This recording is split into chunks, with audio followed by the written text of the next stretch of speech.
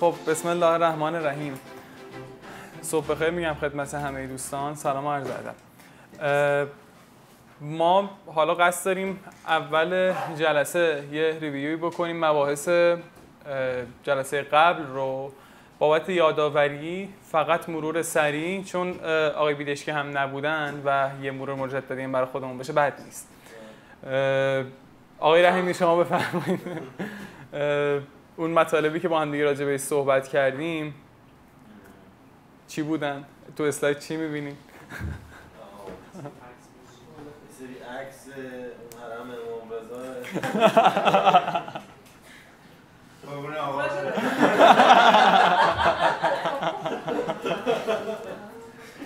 یه روایت از امام رضا. این کدوم سبک بازاریابی رو میگو؟ آره، این مدل رفتاری که میبینید توی خیابون انقلاب اتفاق میفته، پایان نامه میان درخواستشو میدن، این برونگرا. الان مگه کاری غیر از این داریم میکنیم؟ نه، اوکیه. یه خورده باید صبور باشیم. آره، یه خورده. ما جلسه‌مون احتمالاً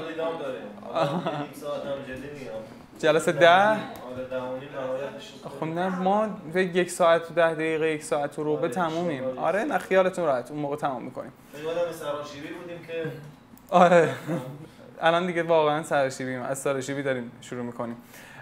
راجع به این باند مارکتینگ صحبت کردیم و اوت باند مارکتینگ. این باند مارکتینگمون چی بود؟ مثال‌هاش رو یادتونه؟ خانم ملک شما بگین، تون بگین بریم جلو. شما بگید، شما می‌خواید ارائه بدید. من که کلا مخالفم. مثالای درونی خب بگید تون بریم جلو. این باند مارکتینگ یادتونه؟ شما خب شما بگید.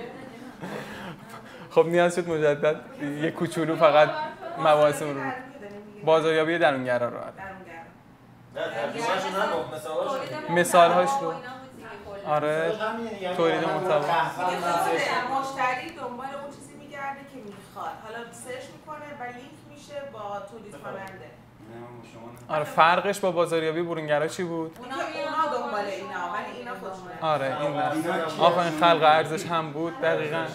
و همین ساختن ویدیوها، ساختن دوره‌های آموزشی، تهیه ای بوک و گذاشتن و آپلود کردنش توی سایت، نمیدونم بحث سئو کردن، همه اینا مستاق و نمونه‌های این باند مارکتینگه.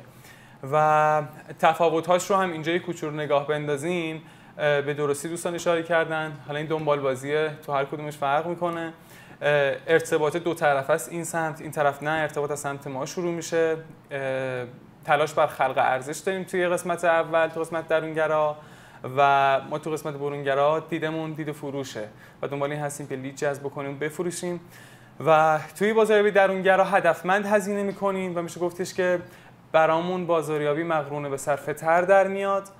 و بازاریابی برونگرا نه، چون که مس کاستومر رو در نظر میگیریم. ممکنه افرادی که ما براشون هزینه میکنیم بابت بازاریابی مشتری ما واقعا نباشن، جزء تارگت مارکتی که باید باشن نیستن.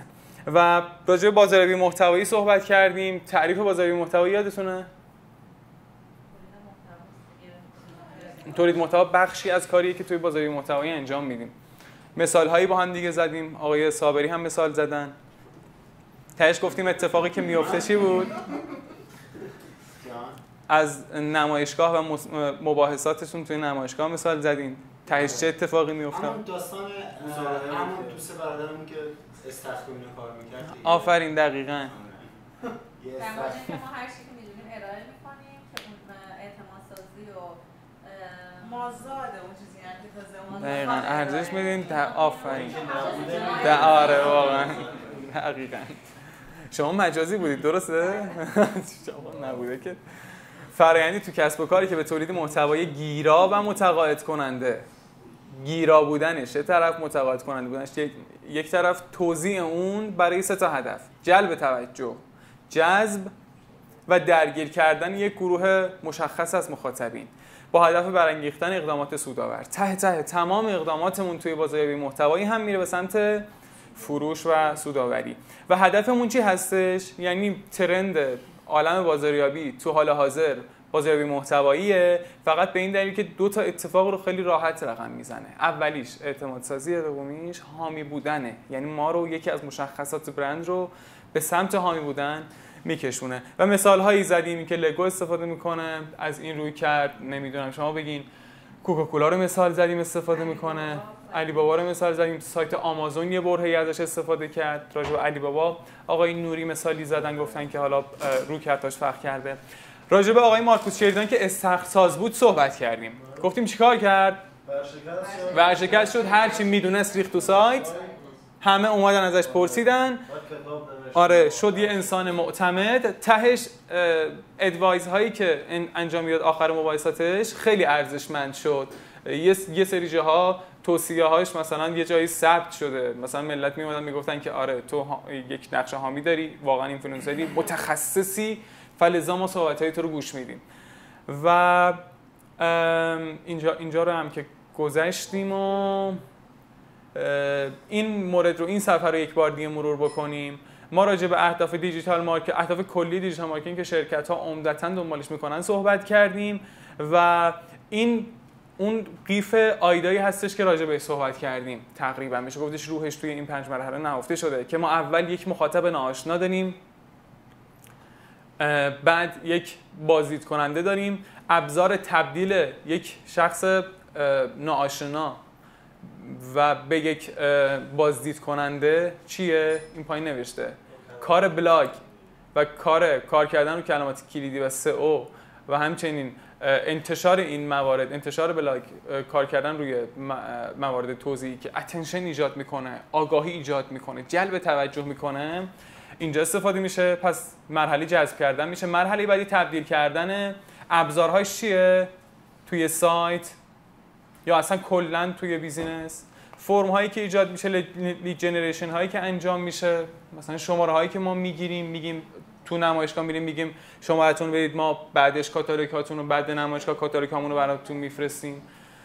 بعد صفحات فرود همون لندینگ پیج هایی هستش که کمپینی برگزار میشه، یا اصلا همین الانش یه سری صفحات فرود ثابت، لندینگ پیج های ثابت تو سایت وجود داره و کارش این هستش که بازدید کننده رو تبدیل به دنبال کننده باشه. ممکنه بستر این اتفاقی که داریم با هم دیگه مرورش می‌کنیم اینستاگرام باشه، بیان فالومون بکنن. لذا ما توی پستامون درخواست بدیم کال تو اکشن، این پایین دعوت به اقدامی تنظیم می‌کنیم تو پستامون که بیان و فالوور ما بشن، بیان و دنبال کننده ما بشن که ما بتونیم محتوامون رو بهشون برسونیم.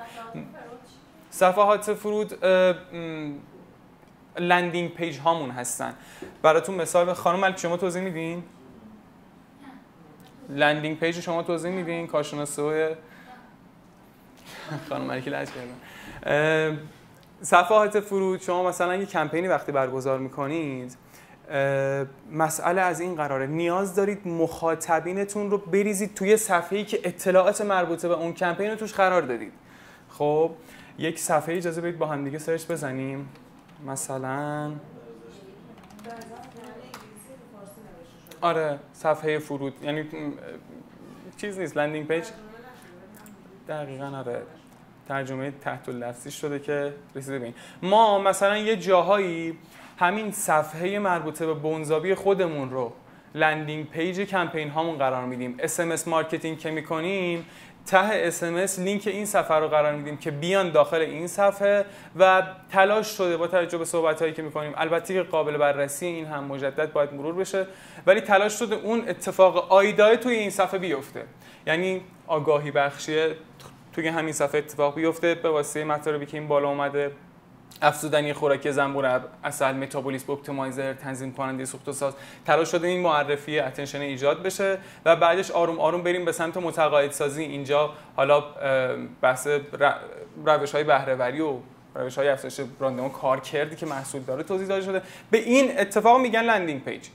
خب یک صفحه فرودیه، حالا این از جنس صفحه فرود توضیح محصول عام شرکتیه. ما واسه هر کمپینمون، مثلا بچهای خزران کمپین پسته دارن، واسه کمپین پستمون میتونیم ما یه لندینگ پیج داشته باشیم که اختصاصا مطالب مربوط به اون کمپین رو و اهدافش رو توضیح داده باشه و تهش هم درخواست کال تو اکشن وجود داشته باشه. اینجا کال تو اکشن انتهایی مشاور رایگانه، مردم میان متقاعد میشن، اینجا شمارهشون و نامشون رو وارد میکنن و تهش میره به سمت اینکه حالا شما بهش مشاوره میدید یا بچهای فروش بهشون مشاوره میدن و حالا خرید اتفاق میفته. بحث نزدیک شدن رو داریم که دنبال کننده تبدیل میشه به مشتری. ابزارش چیه؟ ابزارش اینه که واردش میکنیم به CRM.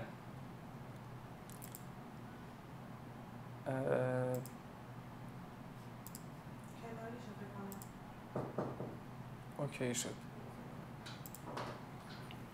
سلام، حال شما خوب؟ بفرمایید. سلامت باشید. سلام، روزتون بخیر.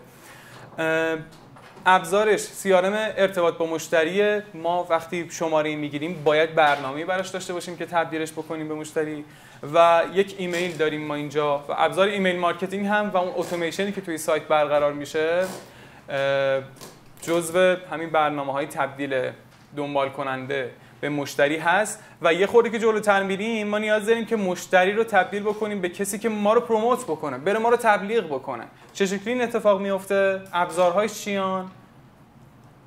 اون اتفاقی که ما توی این بخش مشتری اومده خریده، تهش ما دنبال این هستیم که مشتری وفادار باشه. هیچی، یه مشتری باشه که بره ما رو کلی جا تبلیغ بکنه، برند ما رو واسه دیگران توضیح بده.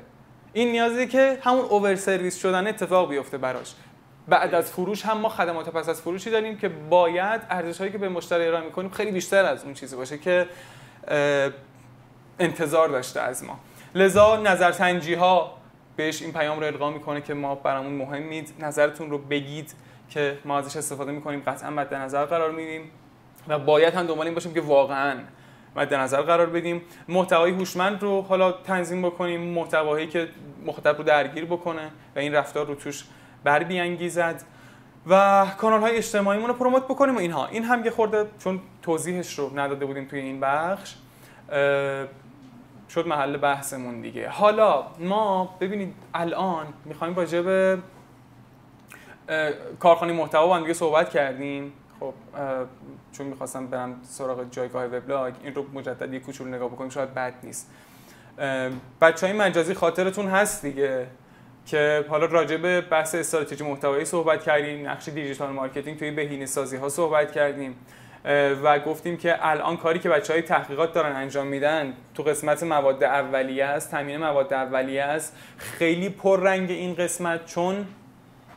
چرا برای ما این تامین مواد اولیه تو شرکت خیلی مهمه؟ چون دانش بنیانیم و برامون واقعا حیثیتی این اتفاق و نمیخوایم که خلاصه یک کوچولو مول درز محتوامون بره. لذا دانش و تجربه‌ای که شماها دارید توی تولید محتوا به شدت برامون مهمه. لذا میریم سراغ این روی کرد که این بخش خیلی چاق میشه. و الان کاری که شما دارید انجام میدید هم تامین مواد اولیه انجام میدید، هم MVC تولید میکنید. MVC رو دوستان یادشون هست؟ مینیمم وایبل کانتنت. آره توی بیزینس پروداکت میشه. آفرین، تو بیزینس پروداکت میشه اما توی تولید محتوا میشه کانتنت، یعنی کمین محتوای پذیرفتنی، مینیمم وایبل کانتنت. لذا بهتون گفتم یه عنوان باشه، یه بدنه محتوا و یه دونه کال تو اکشن تهش یا هشتگ میتونه مینیمم وایبل کانتنت محسوب بشه. توی محتوای متنی ها، توی بلاگ پست مثلا عرض میکنم یا توی پست های مربوطه به تلگرام و اینستاگرام و مواردی از این دست. این هم از این. مثلا ممکنه توی چیزهای ویدیویی همون رافکاتی باشه که بچهای ادیتور و بچهای تدوینگر به مثلا ماها میدن، میان و اون پلان ها رو کات میکنن و کنار هم میذارن، یه خروجی میگیرن به شما میگن که شما چکش بکنید. خب و هنوز کاری روش انجام نمیدن، استارنگی انجام نمیشه، ساب تایتل نمیاد روش و مواردی از این دست. انواع محتواها این MVC مینیمم وایبل کانتنت، البته که بر اساس نیاز حالا این اونر خط تولید ممکنه فرق بکنه دیگه، میزان شکل دهی به اون کانتنت که تبدیل بشه اون کمین محتوای پذیرفتنی. خب واحد گرافیک و واحد کپی رایتینگ رو ما توی این قسمت می‌بینیم. بعد از اینکه واحد MVC کارش رو اوکی کرد، شما کارتون رو اوکی کردین، میاد تو قسمت کپی رایتینگ و بچهای کپی رایتر ویراستاریش انجام میدن، تبلیغ نویسی، اصلاحات، باز به لحاظ زبانی مجدد مرورش میکنن و باز بهینه‌سازی ها رو همون متنی که شما دادید انجام میشه و بعدش میره سراغ واحد گرافیک و یا واحد تدوین. واحد گرافیک، واحد تدوین، بحث تیزر سازی و تنظیم آرت ورک ها و همچنین اگه به موشنی احتیاج بود حالا سبک کار رو در میارن و تهش فوروارد میکنن پیش کی؟ به بچهای انتشار. واحد انتشار، واحد سایت مسئولیت بارگذاری و بهینه‌سازی محتواهای شما رو داره. ما قرار هستش توی این جلسه محتواهای خوبی هم که وجود داره توی فضای وب فارسی رو هم بررسی بکنیم و یکی دوتا منبع هم معرفی بکنیم که این بلاگ پست نویسی اگه برای ما جا بیفته و اون مواردی که توی تولید محتوای بلاگ پست باید رعایت بکنیم، کلیت محتواهایی که تو دست ما هست درخواست یک سمت ما اوکیه، یعنی ما به راحتی میتونیم انجامش بدیم. یعنی این قول مرحله آخره که ما تو مرحله اول داریم بهش میپردازیم و کلیت چیزمون هم همینه دیگه، ارائهمون هم تو این جلسه همینه. میخوایم به مسئله بلاگ پست نویسی بپردازیم. با هم دیگه قراردادی بذاریم اینجا، خیلی قرارداد مهمیه بچه‌های مجازی، که ما من بعد به مقالات علمی، مطالبی که صرفاً استراکچر علمی هم دارن، اسمشو میذاریم مقاله و اون محتواهایی که تو سایت ها موجوده، تو وبلاگ سایت ها موجوده، بهش میگیم بلاگ پست. پست حالا سایت، پست وبلاگی و یا حالا همین اصطلاحاً همین حرفایی که با هم می‌زنیم بلاگ پست، که دیگه من بعد اگه خواستیم جایی بنویسیمش مقاله سایت ننویسیم که قاطی بشه، بنویسیم بلاگ پست. یا مثلا لفظ مقاله وقتی میاد ذهنمون بره سراغ اون مطلب علمی که حالا راجع به تعریفاتش می‌ریم توی اکسلی وجود داره، اونجا هم صحبت می‌کنیم. این هم قرارداد بین ما باشه و بعد از انتشار حالا میریم سراغ بحث پروموت کردن و بالا بردن هر محتوا و نمیدونم این محتوا رو کجا بدیم راجع بهش صحبت بکنن و مثلا بلاگ پستی که آقای رحیمی نوشته رو ما بدیم کدوم سایت منتشرش بکنه و آیا ارزش داره که توسط یه رپورتاژی بخواد لینک دهی بشه بیان به مقاله آقای رحیمی یا نه، و میریم سراغ حالا بحث توزیع این ماجرا. خب راجع به سئو، مسئله خیلی مهمی که وجود داره امروز میشه گفتش مبنای صحبت ما هم هستش توی بلاگ پست نویسی. ما با هم صحبت کردیم، گفتیم که شما که زحمت بکشید مقاله می‌نویسید، یک روز زمان میذارید سر یک مقاله‌ای و کلی راجع بهش چیز دارید، ارق دارید و مقالتون واقعاً براتون حساسه. آقای روزاق سلام، خوش آمدید. مخلصیم، سلامت باشین، زنده باشید. راجع به سئو داشتیم صحبت می‌کردیم و اینکه چون برامون مهمه یک باله. ببینید اگه این مدلی در نظر بگیریم که یک محتوا چه شکلی بالا میره، یک بلاگ پست چه شکلی بالا میره، میتونیم بگیم دو تا بال داره. یه بالش سئو، اون یکی بالش چیه؟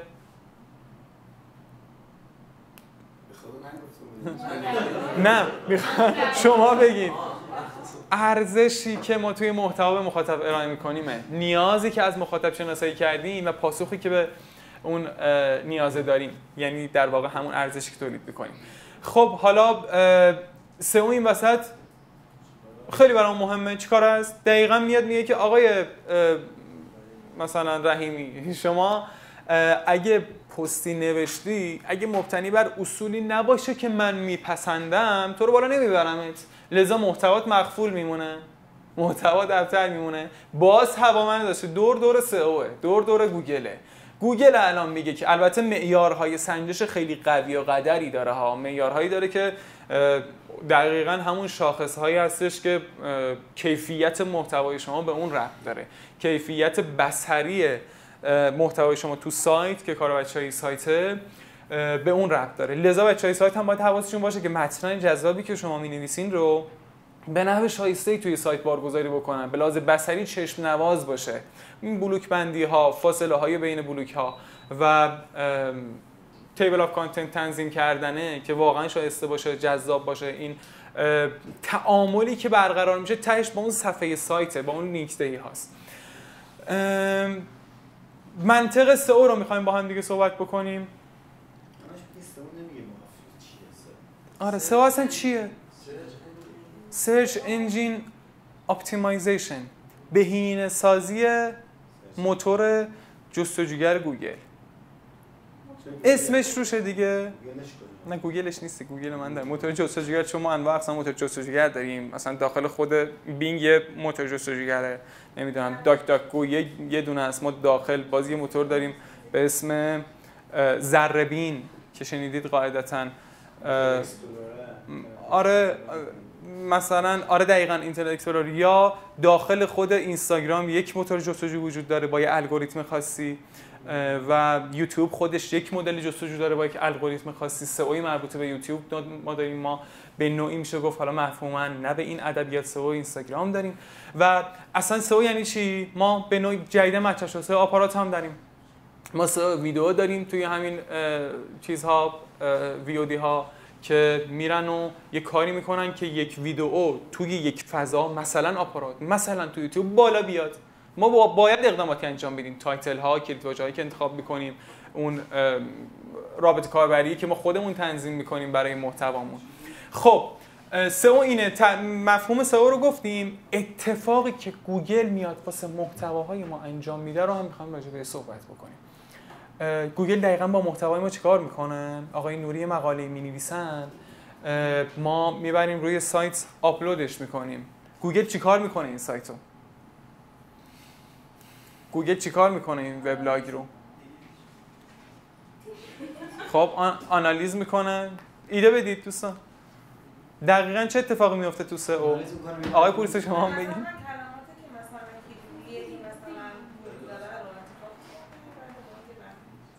میبرتون کاتگوری که هست دیگه، اگه مقاله است، اگه ویدیو، حالا هر چی دیگه همون چیزی خودتون گفتید دیگه که این برای چه گروهیه، برای چه چیزی. بفرمایید. محتواهایی که بیشتر از مچ باشه با اون نیازهایی که گوگل رو داره سرچ میشه، اونا رو تو رنکش میاره بالا، در دسترس قرار میده. آها دقیقاً. ببینید منطقش رو دوستان کامل درست گفتید. همگی بخشی از این زنجیره ایندکسینگ یک محتوا رو گفتین. گوگل واقعاً میشه گفت یکی از درجه یکی چیه؟ درجه یکترین و هوشمندترین موتور جستجوی جهان در حال حاضر، که البته باز هم تو بعدهای دیگه هوش مصنوعی داریم آروم آروم با خود گوگل رقابت بکنه. اینا که جلسه قبل راجع به حالا هوش مصنوعی و موتورهای موجود صحبت کردیم. نکته اینجاست آقا، شما وقتی محتوایی آپلود میکنید توی سایت، یه بلاگ پستی میره بالا، گوگل یه سری خزشگرها داره، یه سری کرولرها داره که شبیه شما میتونید چیز در نظر بگیرید، عنکبوت در نظر بگیرید. این عنکبوت میفته به جون مقاله، بعد میره لینک هاتون رو، لینک دهی هایی که تو مقاله انجام شده، کلیدواژه ها رو در میاره و شناسایی میکنه. میره آقا جیک کوپوک، سلام. خواهش میکنم. جیک کوپوک که مقاله رو میاره بر اساس یه سری شاخص هایی که تعداد شاخصاش خیلی بالاست واقعا. مثلا یه هم می‌بینید که خروجی ایندکسینگ و کرولینگ یک مقاله یهو مثلا 4 صفحه اینجوری چیز کده، 4 صفحه کده فقط واسه یه مقاله. و بر اساس این کدهایی که در اومده از قسمت کرولینگ و مقاله شما سنجیده شده، میبره توی کاتگوری هایی مثل کتابخونه. تو جایگاه های مختلفی تو کتابخونه مقاله شما رو میره قرار میده. خب چرا؟ چون بازخوانی اطلاعات راحت بشه. لذاست که مثلا توی سایت برای ما به لحاظ تکنیکال میگم مهمه که مقاله شما دقیقاً توی چه کاتگوری قرار بگیره. ما باید تلاش بکنیم هم علمی بودنش برای اون مطرح بشه، چون خیلی دقیق میاره این ایندکسینگ رو انجام میده. شما دارید توی این قسمت میبینید دیگه، مثلا مقالات مختلف رو توی سایت میاره و طبقه بندی میکنه. اینها تمام مقالات شما هستن و توی این فصل مثلا مقالات مربوط به زنبور عسل رو یه جوری ایندکسینگ میکنه. کلاً واسه خودش بانکی داره، فقط واسه سایت ما نه. نمیاره مطالب ما رو فقط ایندکس بکنه. کلیت محتوایی که موجوده این رو میاد ایندکس میکنه و طبقه بندی میکنه که چه اتفاقی بیفته بعدش بتونه دونه به دونه باز بر اساس معیارهایی که وجود داره و خودش اومده گفته که من بر اساس این معیارها میام محتوای شما رو رنک بندی میکنم، به محتواتون امتیاز میده و بر اساس اون امتیازی که محتوای شما کسب میکنه میاره تو صفحه گوگل که اصطلاحاً بهش میگن سرپ، Search Engine Result Page، تو نتایج گوگل میاره و محتوای شما رو نشون میده. پس چه اتفاقی میفته؟ اول خزشگرها، این اسپایدرها میان کرول میکنن محتوای شما رو، چیک و پوک محتواتون، کیفیت تصویرتون، متاهایی که نوشتید، توضیحات مربوطه به حالا عکساتون، اینها رو همه رو میاد نگاه میکنه، بعدش ایندکس میکنه، طبقه بندی میکنه، بعد بر اساس اون ارزشی که محتوای شما داره، میزان رضایتمندی که از مخاطب جذب کرده، تعاملی که به شکل مثبت مخاطب برقرار کرده برای شما، ببخشید پست هاتون برقرار کرده برای شما، میاره اون رو سورت میکنه داخل. ما توی این جلسه میخوایم به همین بپردازیم که یک مقاله چه شکلی میتونه رنک بگیره. یعنی بخشی از جلسه‌مون همینه، همون تدابیر سئویی که میگم یکی از بالهای بالا رفتن یک مقاله است. بیاید اینجا یه مثال بزنیم با هم دیگه. یک موضوعی شما بگین، آقای نوری شما بگین. بفرمایید. بفرمایید. محتوا از جنس تصویر، عکس یا نمودار باشه چی؟ این کلمه چجوری ازش استفاده میشه؟ این هم در ادامه داریم. واسه هر محتوا گوگل باز شاخصهایی داره. اصلا ما یه سری از کلیدواژه‌هایی رو داریم که از جنس کانتنت ویدیویی، مخاطب وقتی میاد نیتش اینه که دنبال ویدیو باشه. گوگل اینو فهمیده. خب نیتش اینه که دنبال ویدیو آموزشی اون زمینه باشه و دیدید مثلا یه سری از سرچ هایی که انجام میدید اولین بخشی که میاد بخشای ویدیوییه. ما واسه ویدیو هم چیز داریم، یعنی بحث سئویی داریم، سئو مربوطه به ویدیو توی گوگل که باید بری هم تو یوتیوب معیارهاتو تنظیم بکنی، هم اون شاخص هایی که گوگل گفته رو ببین. شاخص های گوگل خیلی مشخصه، خیلی مشخصه. راجع به علم سئو هم من یه مطلبی بهتون بگم که حالا مطلب جا بیفته که درگیر سئو نمیخوایم بشیم، اصلا این رو بهتون بگم، اصلا درگیر سئو نمیخوایم بشیم. دو سه تا تیک مربوطه به اقدامات سئو فقط میخوایم توی کاره و تولید محتوامون بزنیم. خب سئو علمش خیلی محدوده. گوگل توی مثلا چی بگم 15 تا مقاله، 15-20 تا مقاله خیلی طولانی اومده گفته آقا سئو و شاخصه هایی که من به شما میگم اینه، که مثلا هی خودش هم میاد مثلا این شاخصه ها رو هر چند سال یه بار، هر چند وقت یک بار آپدیت میکنه، الگوریتم های جدیدی میاره میده. الگوریتم نمیدونم رنگ ماس، الگوریتم پنگوئن، الگوریتم هامینگ برد، الگوریتم برت، دونه دونه میاد. این هی که جلوتر میره، چون خود گوگل و تیم گوگل یک تیم آرندی خفنی دارن که کار میکنه روی تجربه مشتری، میاره میگه نه من اشتباه میکردم قبلا، من نباید بر اساس کلیدواژه اینها رو بیام سورت بکنم، من باید بر اساس تجربه کاربر، هر محتوایی که تجربه خوبی برای کاربر ایجاد بکنه باید ایندکس بشه، باید بره بالا، باید به همه نشون داده بشه. معیار ارزش گذاری ها توی سئو هی آپدیت میشه. خب میخوام بگم که اسنادی که خود گوگل هم از اون جعبه سیاه موتور جستجو به ما ارائه داده به شدت محدوده. حالا این علم سئویی که وجود داره، ملت میان تدریسش میکنن، کارگاه میذارن، آموزش میدن، آموزش میبرن، یه گروهی میرن کارشناس سئو توی گروه‌های استخدام میشن. به خاطر چیه؟ این علم از کجا میاد؟ از اون آزمون و خطاه. یعنی یه گروهی میشینن، یه گروهی که خیلی علاقه‌مند به زمین سئو ان، میان و حالا یه مقاله می‌نویسن، آزمون و خطا میکنن و مثلا توش مزرعه لینک را میندازن و پر از لینکش میکنن، بعد میگن آره نتیجه داد. میان میگن که مثلا الگوریتم فلان، الگوریتم پاندا این مدلیه، ملت بیاید از این قاعده پیروی بکنید. توی هر چقدر بیشتر شما تو مقالتون از کلمه کلیدی استفاده بکنید بهتره. بعد به شما میگن این میشه مثلا شخصی که این رو میدونه و میره و فیلتر میکنه، مقاله مینویسه و این رویکرد رو استفاده میکنه، اسمش میشه سئو کار. کسی که قاعده سئو رو میدونه، از علوم سئو پیروی کرده، لذا میاد کارهای مربوطه به سئو محتوا این مدلی انجام میده. البته که این مسئله خیلی فیلتر شده، الان واقعا این آزمون و خطاها، این علم سئو داره چیز میشه، مطرح میشه، یه کوچولو بحث کدنویسی اومده وسط، یه کوچولو بحث اصلا خود سئو تقسیم شده به بحث تکنیکال و محتوایی، آن پیج، آف پیج و همه این موارد با هم دیگه جمع شدن و به پیچیدگی این بهینه‌سازی شما بگین موتور جستجوگر گوگل اضافه کردن. یعنی خیلی پیچیده شد، تبدیل شده واقعا به یک تخصص اگه بخواید بهش نگاه بکنید. لذا ما نمیخوایم درگیر این مسئله سئو بشیم. ما فقط چند تا قسمت مربوط به حالا رعایت کردن یه سری پارامترهای مربوط به سئو رو میخوایم با هم دیگه صحبت بکنیم که طبق آخرین الگوریتمی که گوگل ارائه کرده UX و CX برامون به شدت مهمن. یعنی تجربه مخاطب توی سایت ما و کلیت تجربه و اون ارتباطی که مخاطب با چیز ما برقرار میکنه، با مقاله ما برقرار میکنه توی سایت، با بلاگ پست ما برقرار میکنه. خب میخواستم یه مثالی بزنم اینجا و یه سرچی با هم دیگه بزنیم و سرپ رو با هم دیگه ببینیم.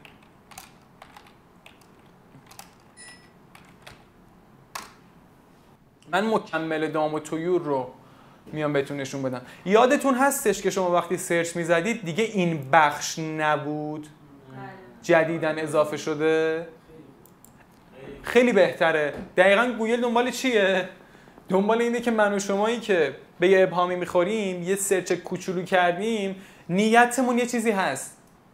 خب اینتنتی داریم، ما نیتی داریم پشت حالا اقدامی که داریم انجام، پشت سرچی که داریم انجام میدیم. لازم میاد سریع اون چیزی که مد نظرمون هستش رو اینجا بهمون نشون میده. این قبلا کجا بود؟ این قبلا این زیر بود. الان هوشمندانه ترش کرده، انتخاب تکست از داخل این متن رو، این بلاگر رو هوشمندانه ترش کرده و آورده بالا، داره به ما نشون میده. عکسش هم آورده نشون میده. دقیقاً چون که یک سری از شاخصهای مهم گوگل رو رعایت کرده. آکادمی یکتانت یه مجموعه‌ای که تو حوزه بازاریابی دیجیتالی داره فعالیت میکنه. دقیقاً مسئله بازاریابی محتوایی خیلی خوب پیاده کرده و اومده یه چک لیستی ارائه داده. میخوایم تو این جلسه اون چک لیستی که 31 شاخص داره، اون شاخص ها رو قاعدتاً و طبعاً اگه ما مرور بکنیم بهش مسلط بشیم میتونیم یه مقاله خیلی خوب و خفن بنویسیم. اومده هم بر اساس تجربه مشتری، هم بر اساس سئو فرندلی بودن مقاله این 31 تا رو تنظیم کرده و توی یه اکسلی قرار داده. ما این اکسل رو می‌خوایم راجع بهش صحبت بکنیم و تو این جلسه صحبت بکنیم. این مقاله‌ای که گروه همگام اومده بالا، تولید مکمل دامیتور، واسه این کلید واژه روی این کلید واژه کار کرده، واسه این تعداد تیک بیشتر و اصولی‌تری از اون چک لیست رو زده. حالا میریم به سمت این. به این جایی که دارین میگین همون میگن صفحه سرچ انجین ریزالت پیج. این ریزالت پیج که با هم دیگه راجع بهش صحبت کردیم. خب بر چه اساسی اینها اینجوری مثلا این رتبه 1 میشه، این رتبه 2 میشه، این رتبه 3 میشه تا مثلا رتبه 8 و 10 و این ویدیوها میاد چیه؟ اساسش چیه؟ آره دقیقاً. یه بخشش برمیگرده به این که مخاطب با کدومش خیلی بیشتر ارتباط گرفته، کدومش زیاد کلیک خورده و رفته توش مخاطب و مونده و استفاده کرده و تموم شده کارش، و اینکه کلید واژه رو درست استفاده کرده. گوگل خودش فهمیده که این کلید واژه هدف این مقاله بوده و اومده سورتش کرده و مواردی از این دست. همون 31 شاخص بر اساس شاخص هایی که گوگل داره ایندکسینگ و ارزش‌دهی به مقالات اتفاق میافته. حالا برگردیم سراغ ارائه‌مون. ما میرسیم به وبلاگ نویسی. دوستان بذارید من این چک لیست بسیار مهم رو براتون باز بکنم. حالا دیگه افتادیم تو سراشیبی بعد از باز شدن این. خیلی خوبه، ولی از یه جهتی باعث شده که همه چی نادان باشن. یعنی یه چیز سرتی از همه چی میدونن، یه سری تو گوگل میزنن، یه چیز میخورن، خیلی به همه چی بلد. آره دقیقاً.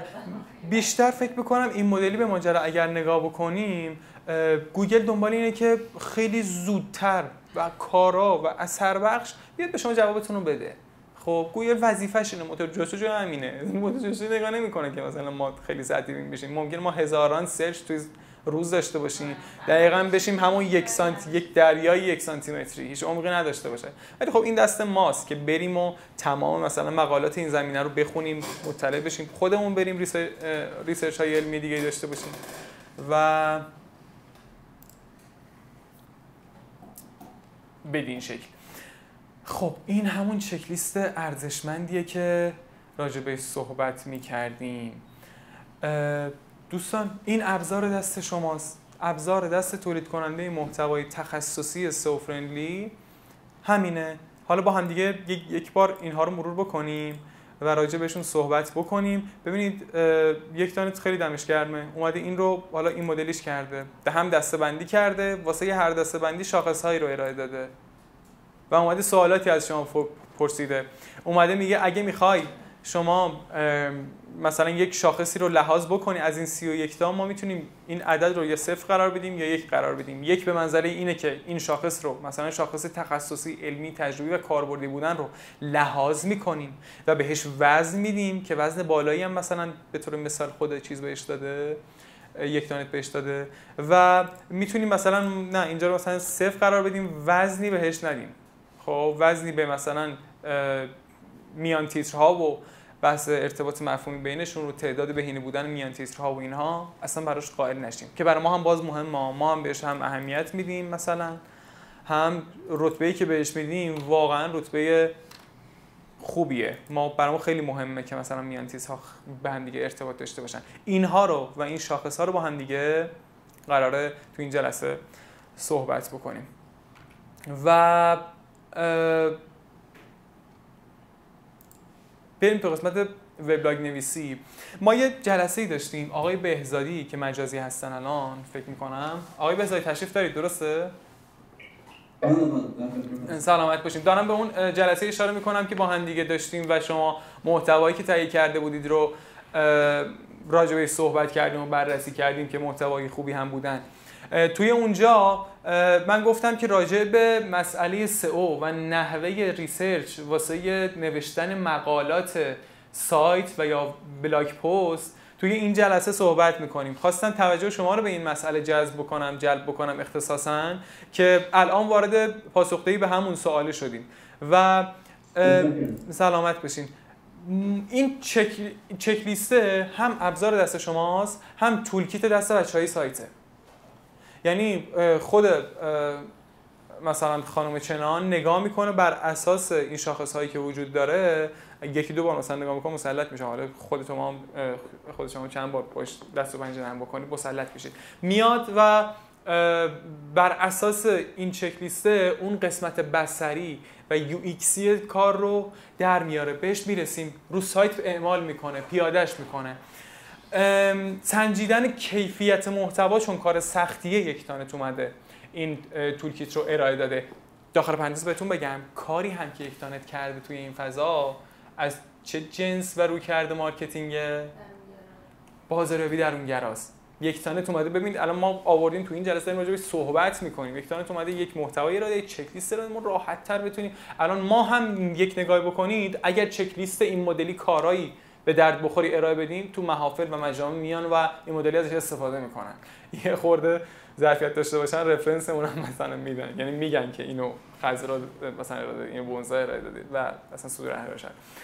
31 شاخص رو عرض کردم خدمتتون که سنجش تولید محتوای خوب ما توی این چک لیست داریم و 2 تا بال رو بهتون گفتم، بال فایده برای مخاطب و بال سئو واسه بالا بردن این مقالاتی که می‌نویسیم مهمه. و یه راهکار سریع چک لیست، کلاً یک چک لیست خیلی پذیرفته است به لحاظ علمی و مدیریتی، هم واسه هم مدیران، هم کارشناسان و هم هر کسی که سر و کاری با یه زمینه داره تو بعد مدیریت پروژه میخواد کار. آقا چک لیست خیلی مهمه. اومده یه راهکار سریعی رو ارائه داده به واسه این چک لیست که ما بتونیم استفاده بکنیم. اکسل شاخص‌ها رو هم با هم دیگه مرورش کردیم. بریم سراغ اولین بخش. ما تو قسمت نیاز مشتری و نیاز مخاطب صحبت کردیم و گفتیم که ما باید تو مقالاتمون خواسته اصلی مخاطب رو تارگت بکنیم و این فایده داشتن و کمک به مخاطب توی این ساب تایتل دارید میبینید مهمترین مأموریت بازاریابی محتوایی هست. یعنی هم باید کمک بکنه بهش، اشاره میکنه به اون چی؟ به اون ارزشی که این محتوا ایجاد میکنه. خب سوال اولی که از خودمون میپرسیم چیه؟ اینکه آیا نیاز اصلی مخاطب برطرف شده یا نه؟ مخاطب قطعا نیازی داشته. شما تصور بکنید، بچه‌های تصویربردار نیستن، شما تصور بکنید یه کسی 2 تا تجربه بد توی سرچ گوگل داشته، بعد از 1-2 بار شکست خوردن میاد دوباره سرچ میزنه نحوه عکاسی در شب. نحوه عکاسی در شب. خب اوکی.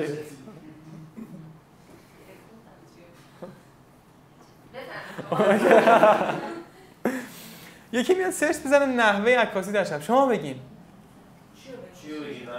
دنبال چیه؟ دنبال چه مفهومیه؟ کسی که میاد تو گوگل سرچ میزنه نحوه عکاسی در شب، تو مقاله چی باید بنویسیم؟ میاد سرچ میزنه نحوه عکاسی در شب، دنبال چیه؟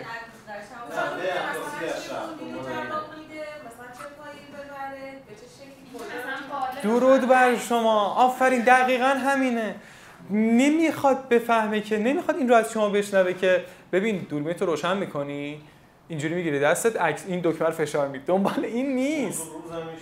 آره نه، اصلا دنبال خیلی جزئیاتی است. مثلا یکی میاد از شما مثلا میپرسه که من مشکل فلان دارم، مشکل مثلا ریزش پشم گوسفندامو دارم، انتظار نداره شما بگید بنزاپلکس 7. انتظار داره بگید که چرا این اتفاق افتاده، یه مشاوره کوچولی بهش بگید، بعد تهش آره بنزاپلکس 7 رو بگید.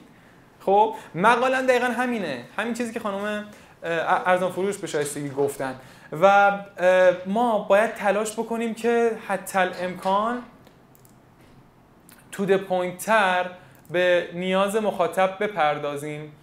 خداوند این چرا دلم میخواد این رو پیدا بکنم.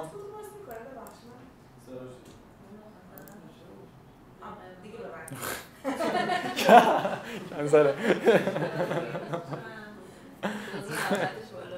خیلی خوب. دوستان مورد دومی که باید بهش توجه بکنیم چیه؟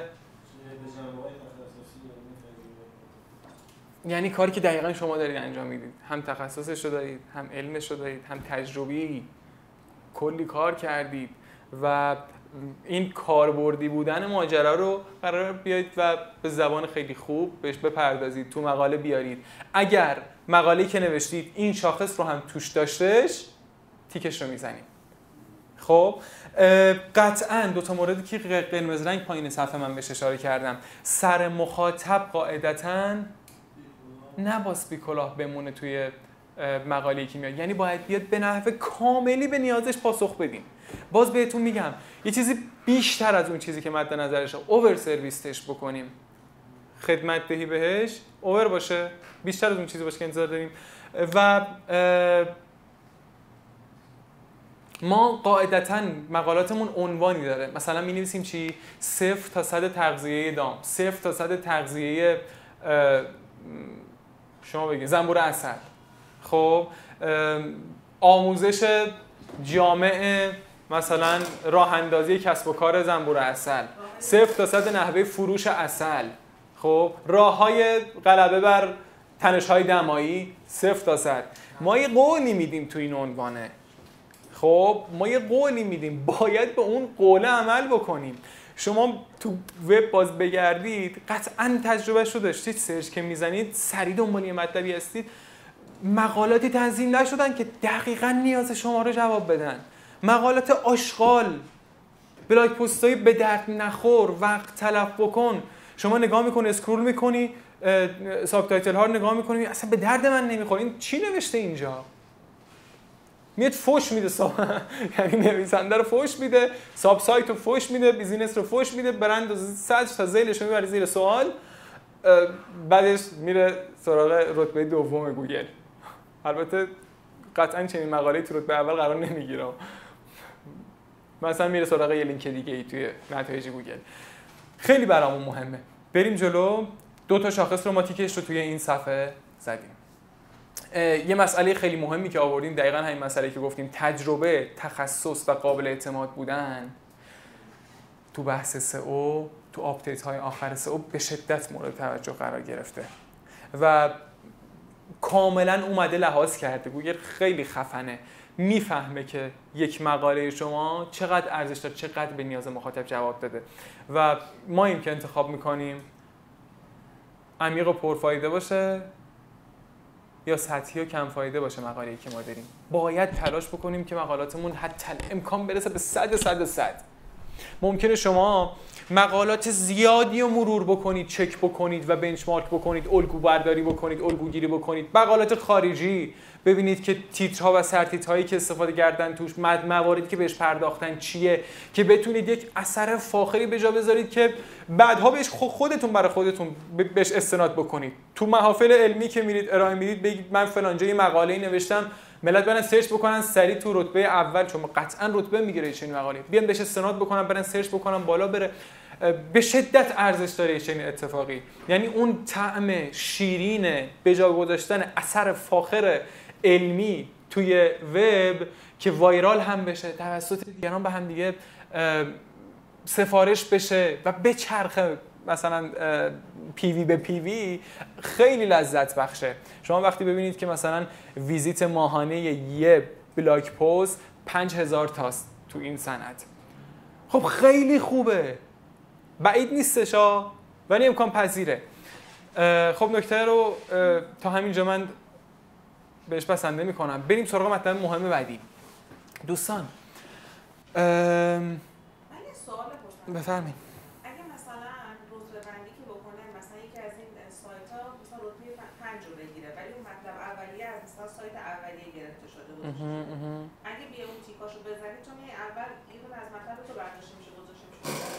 آره، یه چنین مفهومی وجود داره. یکی از رویکردهای مقاله نویسی، حالا بذارید همین الان بهتون بگم که کارمون جلوتر راحت‌تر بشه، اینه که شما میرید و هر تعداد لینکی که بالاتر از شماست توی کلید واژه‌ای که سرچ می‌کنید رو نگاه می‌کنید و نوت برداری می‌کنید که چه مزیت‌هایی نسبت به شما داره و کانتریبیوشن بهش میگن تو مقالات. کانتریبیوشنش نسبت به مقالات شما چیه؟ اون چیزی که اضافه کرده به ادبیات قبلی، به نمیدونم چی میگن، مباحثی که وجود داشته چیه؟ آقا شما باید خیلی بهتر از بقیه بشید که بیاد بالا رو کراس همین. یعنی حتی یک نفری هم که میاد توی مقاله شما دست خالی برنگرده. همین تمام. به نسبت بقیه که بالاتر شما، اگه شما بهینه بودید، رابطه کاربری درستی داشتید، تجربه کاربری بهینه ایجاد کرده بودید و مقالتون به درد بخور بود، واقعا ارزش ایجاد میکرد، شما میاد بالا. واقعا میاد. یکی از روش‌های نوشتن بلاگ پست نویسی همینه. برطرف کردن نیازهای ثانویه. جامع بودن برامون مهمه دوستان. یکی میاد مثلا همین نورپردازی رو از شما میپرسه، بچه‌ها شما مثال بزنید. یکی میاد سرچ بزنه تو گوگل نورپردازی. من از شما میپرسم که منظورش دقیقاً چیه، دنبال چیه؟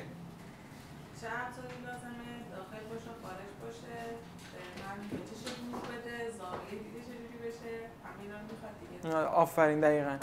این پایین هم من نوشتم. ببینین کسی که نورپردازی سرچ میکنه دنبال اینه که بابا مثلا یا تو اتاقش میخواد یه تصویربرداری بکنه یا واسه یک کاری، دنبال اینه که تجهیزات بهینه معرفی کنه، رویکردها رو معرفی بکنه، اصلا چیکار باید بکنه. یه چک لیست نورپردازی شما ارائه بکنید که دونه به دونه اون نورپردازی رو مثلا بتونه تیکش رو بزنه، اقداماتی که انجام دادش رو، برقو باید چک بکنه، بعد نمیدونم باید حواسش به تجهیزات باشه، فضا رو مثلا بر اساس حالا تعداد لامپا بخواد تقسیم بکنه بگه. دنبال چنین چیزاییه. دنبال این نیستش که مثلا نورپردازی ساختمان رو مثلا بره و سرچ بکنه یا دنبال نیتش نورپردازی اتاق نیست، نورپردازی فضای سبز نیست.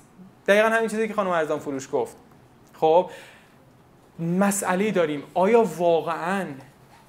واقعاً از بین 1000 نفری که میان نورپردازی رو سرچ میزنن یه نفر پیدا نمیشه که نیتش نورپردازی ساختمان باشه، نورپردازی اتاق باشه، چرا یه نفر پیدا میشه. پس ما اینجا اینتنت غالب داریم. میگیم مثلا آره 80% اون کسایی که نورپردازی سرچ میزنن هدفشون این هستش که به اون چیزایی که خانم ارزان فروش گفتن برسن. خیلی همون دنبال اینی. 20% مابقی مثلا میره سراغ بحث نمیدونم اتاق و فضای سبز و نورپردازی فلان و بیسار و این صحبت‌ها. همین رو بخوایم واضح‌تر و ملموس‌تر بکنیم که نورپردازی خود جنسش شاید به محتوای بچه‌ها نزدیک نباشه. مثلا در مورد آبزیان ما بخوایم مثال بزنیم، مثلا راه همین بحثی که توی تولیدی که داریم مثال بزنیم، راه‌های مثلا مهم برای افزایش رشد ماهی تیلاپیا مثلا. خیلی اوقات ممکنه اون نفری که میاد این پنهانی که شما دارید مثال میزنید اصلا یه سری چیزا رو ندونه و ما این که اون تیتر رو اصلا بهش منتقل میکنیم و قالبش رو براش مشخص میکنیم. یعنی یه سری نکته ها رو ندونه، مثلا ندونه، مثال دارم میزنم، مثلا دمای آب چه اثری میتونه داشته باشه مثلا تو رشد ماهی تیلاپیا، یا مثلا مقدار عنصر روی چقدر میتونه تعیین کننده باشه مثلا توی خوراکش. یعنی اون فصل و سرتیتری که تعریف می‌کنیم یه سری چیزایی واسه میگه وای من نمیدونستم، اصلا نمیدونستم. آره به من گفتن یه چیزایی که آره واقعا شاید مخاطب نمیدونه ما باید بهش ارائه بکنیم. ببینید ما به خاطر اینکه باز میگم مقالمون رتبه بگیره و دیده بشه باید اون چیزی که تو وجود داره رو پوشش بدیم کامل. آقای بهزادی اون مطالبی که شما داشتید این ویژگی رو داشت، بریم ریسرچ بزنیم بر اساس تخصصی که داریم، اون شم مشاوره‌ای که داریم، چیزی که به درد مخاطب میخوره رو بهش پیشنهاد بدیم، اضافه بکنیم، معرفی بگیم آقا این اون قسمتی هستی که شما بهش توجه نداشتید، این رو هم حواستون بهش باشه که باید لحاظ بشه. دقیقاً همین مطالبی که خانم فخرزاده فرمودن. پس یه تیکه خیلی مهم داریم اینجا، آیا به اینتنس‌های غیر غالب هم توجه شده است یا نه؟ اون 20% رو هم ما باید یک کوچولو بهش بپردازیم. اون همون 20% میتونه یک کوچولو ما رو بکشه بیاره پایین توی نتایج گوگل. و مسئله از این قراره که وقتی ما میخوایم بنویسیم این اینتنس های غیر غالب رو هم در نظر بگیریم. بچهای سئو دقیقاً این کارو انجام میدن. کار کارشناس سئوه که بیاد و مثلا نیت و اینتنت سرچ رو به شما بگه که مثلا دقیقاً سرچ، چون کار تحقیقات کلمات کلیدیه و تخصصیه، شما خودتون هم البته میتونید بهش برسید اما دقیق ترش رو اونها میتونن بگن. الان مثلا یکی بیاد سرچ بزنه مکمل دام، شما بگین دنبال چیه؟ مکمل دام. اغلب دنبال چی ان؟ وقتی میان میزنن مکمل دام رو هوا، خالی همینو میزنن. نه مکمل که اسمش میشه این تکمیل کننده، یعنی یه چیزی که از توی خوراک داره استفاده میکنه همین نمیشه، مثل ویتامین، مثل مواد معدنی. خب یکی که میاد همین رو سرچ بدون این پیش‌فرض، شما نمیدونید که اون کسی که سرچ میزنه دقیقاً چه پیش‌فرضی داره. اغلب دنبال چی ان؟ دامش بهره‌وری بهتری داشته باشه، کار بهتری بکنه، یا اگر نمیدونه یه اطلاعات بیشتری داشته. دقیقاً میشه گفت 70% دنبال همینن، غیر از اینه. یه 30% میمونن که دنبال مثلا اینن که حالا مکمل دام چه ویژگی‌هایی باید داشته باشه، یا نمیدونم میزان صادرات و واردات مکمل دام، مثلا یارو مثلا این مدلشه ولی خب سرچش مشکل داره، بلد نیست چه شکلی سرچ بکنه، رو هوای چیزی زدی که مثلا بره بین این همه ریزالت به مثلا بگره اینکه میزان صادرات و واردات مثلا مکمل دام چقدره. مثال میزنم اگر فکر میکنید هم اینتنت صادرات و واردات توی مکمل دام وجود داره، نیتش وجود داره، نیازه که این رو هم توی مقاله لحاظ بکنیم. پس تیکه این رو هم اگر این مورد رو بحث توجه کردن به اینتنت غالب و جامع بودن محتوا رو انجام دادیم تیکش رو میزنیم. بفرمایید.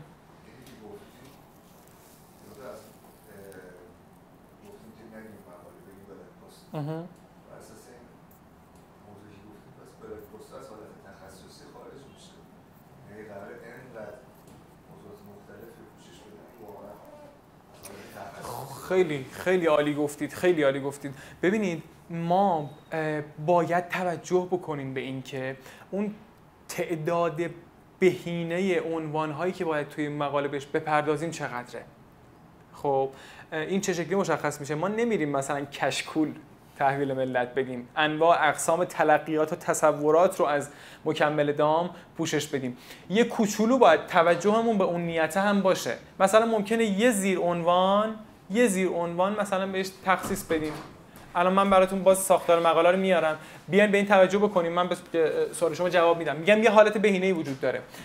یه موقعی هست ما میدونیم اون حالت بهینه چیه، خود شما میتونید بر اساس یه 4-5 تا بلاک پست بنویسید منتشر بکنید، آمارهاش رو درخواست بکنید، ما بهتون بدیم که یه فیدبکی برای خودتون باشه که چقدر بالا رفته محتواتون، چقدر ویزیت خورده، چقدر تعامل برقرار شده. متوجه میشید که من باید چی کار بکنم، کجاها مخاطب رفته کلیک کرده، کدوم قسمت ها برای جذاب بوده. این رو شما میتونید بهش برسید. فلزا یا بیشترش میکنید یا کمترش میکنید. البته که کار بچه‌های سئو دقیقاً همین هم هستش، بهینه سازی میکنن محتوا رو، بعد از اینکه محتوا رفت و امتحانش رو پس داد بهترش میکنن، بهبودش میدن و این اتفاق بعد از بارگذاری هم میفته. قبلش هم شما بعد از اینکه یکی دو بار منتشر بکنید تقریبا دستتون میاد که دقیقاً مخاطب کی خسته میشه. اگر من این زیر عنوان اضافه بشم خسته شده رفته، دیگه به نتیجه گیری نمیرسه، دیگه قاعدتا ادامه نمیده به نتیجه گیری. من براتون باز مثالای این بالا آورده بودم، واقعیتش چون زمان نیستش، ساعت 10 و 3 دقیقه شده، میخوام که مثلا 10 دقیقه رو به جمعش بکنیم. مثالهایی براتون میارم که بذارید بازش بکنم که یادم نره. 2 تا وبلاگ رو با هم دیگه چکش میکنیم در ادامه که فدا دستمون بیاد. نکته خیلی مهم دوستان، بذارید پس بریم همینجا. یکتانیت یه مقاله‌ای نوشته به اسم بلاگر چیست، چگونه بلاگر شویم. خب و اومده ببینید چقدر راجع بهش مطلب نوشته، بعد ببینید چقدر به پرسش و پاسخ این تهش بها داده. ملت اومدن پرسیدن، این پرسش و پاسخ هستن این مقاله رو بالا برده. چقدر پرسش و پاسخ و اومده راجع به بلاگری چگونه بلاگر شویم توضیح داده. یه متنی یه عکسی آورده اینجا، عکس خیلی باحال و مرتبطیه و بعدش یه تیبل آف کانتنت آورده که شما با کلیک روی هر کدوم میتونید هدایت بشید به بخش مورد نظر. ببین چقدر رابطه کاربری خوب ایجاد کرده. و نکته اینجاست دوستان، این رو اگر شما عنوان در نظر بگیرید، ما یک زیر عنوان هایی داریم. ببینم اینجا عبارتش چیه؟ میان تیترهایی داریم. ما اگه این رو تیتر در نظر بگیریم، خب میان تیترهامون میشه اینا. آقای زاره میخواین مقاله به قول خودتون تراز بنزاوی رو که آماده کردین رو نشون بدید از سایت بنزاوی بهتر می‌ذارید جنسش رو بچه‌ها درک می‌کنن. فکر کنم تو محصولات بذارید سرچ بزنیم وقتی چی را خود محصولات بنزاوی بریم بکنم بتونید پیداش کنین. محصولات بنزاوی اونجا پایین مقالات الان بنزاوی راست میگن، داخل بنزاوی مثلا و تو قسمت مقالاتش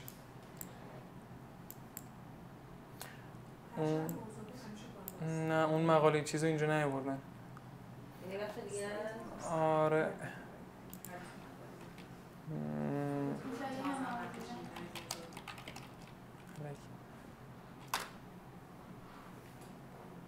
ببین تخم‌ریزی ملکه رو سرچ می‌کنید، کلید واژه‌ای که خیلی راحت مقاله ما میاد بالا. 10 عنوانمون چیه؟ 10 عامل مؤثر. مقاله ما میاد بالا با این کلید واژه. 10 عامل مؤثر بر افزایش تخم‌گذاری ملکه. حالا من تخم‌ریزی سرچ کردم ولی خب ببینید ما هم دقیقاً همین بحثو داریم تو سایت خودمون. یه تصویری اومده بالاش، عنوان اومده 10 عامل مؤثر بر افزایش تخم‌گذاری ملکه و اینجا ما این 10 تا عامل رو اومدیم نوشتیم. هر کدوم از اینا زیر عنوان هامونن یا میان تیتر هامونن. اسمش رو بذاریم حالا توی این ارائه میان تیترها. این میان تیتر اینجا مثال خود ارائه چیه؟ راهنمای بازاریابی تلفنی. اومده عنوانش در نظر گرفته، بعد یه متن مقدمه اومده. برای ما ببینیم متن مقدمه اومده، نگاه بکنید. یه متن مقدمه اومده و بعدش اومده شمرده دونه دونش رو. H2 بازاریابی تلفنی چیست؟ مزایا و معایب بازاریابی تلفنی، 5 نمونه موفق از بازاریابی تلفنی. بعدش اومده جنبندی مقاله آورد. ما چیکار کردیم؟ اومدیم سن ملکه، شما گفتیم چی؟ 10 عامل موثر. دونه دونه‌اش آوردیم توی اینجا. تیتر اول سن ملکه، یکی از اون عوامل، شرایط تولید ملکه، یکی از اون عوامل، وزن ملکه، یکی از اون عوامل و این مدلی میتونیم حالا یه چیز ببینیم. کی منتشر شده؟ این فکر می‌کنم زیر خانم ملکه این کی منتشر شده؟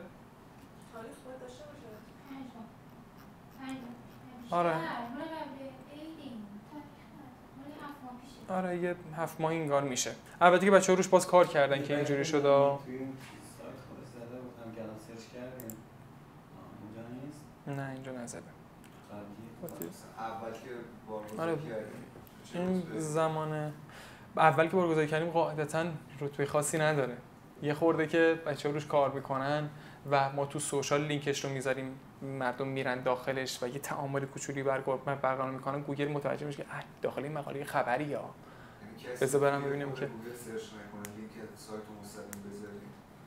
اگه مثلا دقیقاً اگه 7 ماه پیش میومد و تخم‌گذاری ملکه رو سرچ میزد، ما مثلا 35م 36م بودیم. سوالم اینه که میگم کسی شما لینک مثلا تو اینستا بزنید طرف مستقیم لینک سایت رو بزنه توی گوگل امتیاز حساب میشه. آره، راجع به ورودش مسئله داریم. ببینید حضور مخاطب و تعامل برقرار کردن و تایم آن پیج انداختن، ببینید شما زمانی که روی این صفحه هستید برای گوگل معیاره. البته معیار بود تا زمانی، و اینکه چقدر شما بتونید ارتباط بگیرید، چقدر این کلیک بخوره برید پایین، چقدر آیا شما مثلا این فرم رو سابمیت میکنید، ارسال میزنید یا نمیزنید، همه اینها برای گوگل مسئله است. چقدر تعامل برقرار میکنید. چون حالا زمانمون محدوده، بریم جلوتر. اگر نکته مهم اینجاست، باید توجه بکنیم ارتباط بین میان تیترهامون ارتباط منطقی باشه. خیلی مهمه واقعا، یه مسئله خیلی حیاتیه. چیزای خیلی دور و هپر شپر نباید بنویسیم توی شلخته، واقعا نباید این اشتباه. بر اساس نیاز مخاطب، اینجا چی گفته؟ ترتیب درست میانتی‌ها بر اساس نیاز مخاطب ارتباط مفهومی و معنایی داشته باشن. یه جاهایی اصلا مقالاتی شما می‌بینید که مثلا این شرایط رو توضیح داده، تهش میگه که یه نکته خیلی مهمی وجود داره، اون هم شرایط تولید ملکه است که توی قسمت بعد می‌خوانیم. یعنی این مدلی ارتباط بین پاراگراف قبلی و بعدی رو اومده مثلا لحاظ کرده. خیلی هم بنویسیم آزاردهنده است. مثلا تو مقاله اگه یه دونه وجود داشته باشه جالب میشه. خب که مثلا این هم از این، و اینکه تعدادش چقدر باشن، تعداد کافی میان تیترها بر اساس نیاز اصلی و ثانویه مخاطب. اینو حالا ما بهش میرسیم. اگه مثلا فرض کنیم که از بخش‌ها رو مقاله بدیم، مثلا بعد خودمون هی سرچ کنیم، اون دیگه میشه بالا بیاد؟ هی سرچ بکنیم. آقای زاره ما صداتون رو نداریم. الان صدای من رو ندارین؟ آقای زاره مثل خانم دکتر عزیزینا قطع شدن، یه فیشر نیست، اینا رو عدشون کنیم. چه شکلی عدشون بکنیم؟ الان بچه‌ها لینک دارم فکر می‌کنم.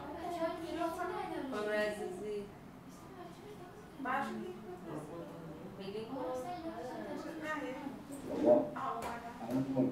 من صدا ندارم. الو 1 2 3 صدا میاد الان؟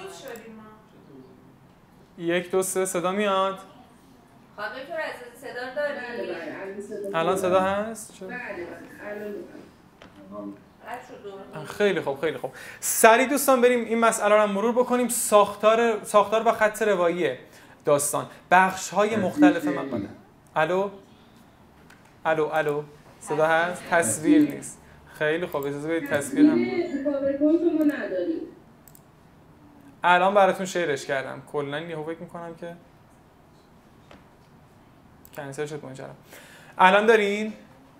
بله، ما دیگه به دورکاری به صورت آنلاین داریم جلسه رو داریم، مظلوم واقع نشیم جناب زاره. شما هر مشکلی داشتید ما حواسمون نیست. یه پیام بدیم به خانم ارزان فروش زنگ بزنیم بهشون، چون آقای زاره دارن تدریس میکنن به هر حال. آره من حواسم واقعا نیست. آره متشکرم. به من یا خانم ارزان فروش پیام بدید. ما درخواست آقای موسوی هم هستن. خب بخش‌های مختلف مقاله به هم، ببینید باید توجه بکنید که بخش‌های مختلف مقاله واقعا به هم ربط داشته باشن. همین دیگه، همین مسئله‌ای که قبلا با هم دیگه صحبت کردیم. محتوای بی سر و ته بهشون تحویل ندیم. نیاز مخاطب رو باید در نظر بگیریم.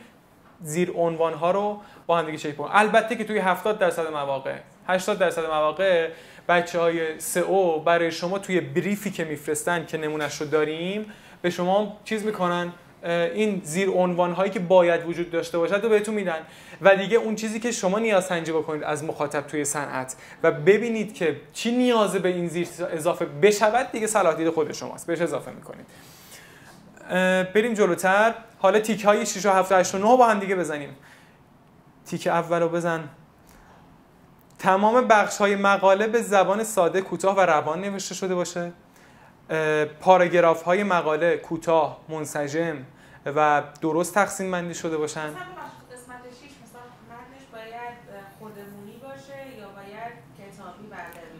درود بر شما. لحن برند رو باید ببینیم چی هست. بچه‌ها می‌نویسن این لحنه یا رسمی هستش یا نه نیمه رسمیه. شما اصلا همونطور که صحبت میکنید میتونید به شکل ادبی بنویسید یا نه، یا اصلا کلا با کتابی بنویسید، روزنامه‌وار بنویسید که ما البته نداریم این رو بچه‌ها بهتون میدن توی معرفی، تو بریف بهتون میدن. البته که لحنه تقریبا در اومده، مجزا راجبش باید صحبت بکنیم، خودش واقعا حرفه. باید مثلا شما بنویسید یکی دو نمونه بفرستید واسه کپی رایتر ما یا واسه خود من، با هم دیگه چک و تیکش بکنیم، لحنه در بیاد. بچه‌ها مثلا راجب لحنه هم دیگه کلیت عیار دستتون باشه و طبق همون فرمون برین جلو. اگه به نظر شما همین مقاله سوال بپرسم؟ بفرمایید. من از خواهی می‌کنم. ما تو این بخش از مطلبمون اغراق چقدر میتونیم جا بدیم؟ اغراق سم یک مقاله است. اغراق ببینید یه موقعی هست شما واسه اینکه یه کوچولو قلاب بندازید تو ذهن مخاطب که تا انتهای مقاله بیاد، توی مقدمه یه کوچولو ممکنه از این صنعت استفاده بکنید، ولی کلا ما از اغراق استفاده نمی کنیم. ما چون یک ماهیت دانش بنیانی داریم، باید تلاش بکنیم که به زبان درستی مطلب علمی منتقل بشه، مفهوم منتقل بشه، که ما اصلا نیازی هم به مسئله اغراق نداریم. با خود محصولمون، خود ادعایی که داریم، واقعا میشه گفتش که ادعای بزرگی هست به نوبه خودش. لذا ما ممکنه یک کوچولو اون اول بابت اینکه اون قلابه رو بندازیم تو مقدمه مقاله، یک کوچولو این اتفاق رو رقم بزنیم، به ادبیات و انواع میشه گفتش حیله‌گرانه و کیسانه‌ای و تا آخرش بکشیم، تا آخر نتیجه‌گیری بکشونیم مخاطب رو. ولی خب زیاد از این مسئله استفاده نمی‌کنیم. خواهش می‌کنم. آقای زاره، اگر که اون مقاله بنزاوی از نظر شما یه مقاله تایید شده‌ایه، چه زبانش، چه ادبیاتش، چه فرمتی که داره، اینو با به عنوان یه الگو بچه‌ها پیشنهاد بکنیم از اون استفاده بکنن، از لحنشون، یعنی بخونن که ایده بگیرن در نوشتن مطالب. من میتونم 2-3 نمونه مقاله براتون بفرستم که ولی مرتبط با حوزه خودمون باشه، یعنی مثلا مرتبط با فیلمبرداری و نمیدونم چیزای عمومی نباشه، یه چیزی که بتونن باش ارتباط برقرار کنن. خب بذارید من یک بار دیگه اون مقاله رو مرور بکنم، بعد بتونم حالا بهتون بگم که این مقاله چیزی ما باشه، لحن ما باشه. که مثلا اصول 31 گانه یک تا نت یا مثلا تعداد کلمه برام مشخص می‌کنیم، یکی دو تا مقاله الگویی که مرتبط باشه با حوزه کشاورزی و دامپزشکی بدین که بچه‌ها حتما ان شاءالله حتما این کار انجام میدم. من یه چکی بکنم، اگه نیاز به تغییری وجود داشته باشه انجام بدم و خدمت شما ارائه بکنم. مثلا لازم هستش اگر امکان هم داره تو بخش خطران یه مقاله رو بفرمایید ممنون میشم. حتما ان شاءالله یادآوری بکنید تو پی وی خدمتتون ارسال میشه. البته ما روی بلاگ خضرا خیلی کار نکردیم، فعلا رو بنزا متمرکزیم، رو صفحات محصول بنزا هم، و آروم آروم داریم میریم تو خضرا تو برنامه‌هامون هستش. ولی خب میتونیم راجع به صحبت بکنیم، مقالات خوب شما معرفی بکنیم که لحنش هم اوکی باشه، بشه الگو گرفته ازش. ببینید خب رسیدیم به مورد 8، مسائل پیچیده با کمک مثال ها. دوستان مثالی اگه به ذهنتون میرسه حتما بزنید، خیلی مهمه. دقیقاً چه شکلی مشاوره میدین، چه مثالایی استفاده میکنین، همون مثالایی که تو مشاوره میدین رو توی مقاله استفاده بکنید، میترکونه مقاله رو. خب مثال زیاد بزنید، از کیس استادی ها زیاد استفاده بکنید.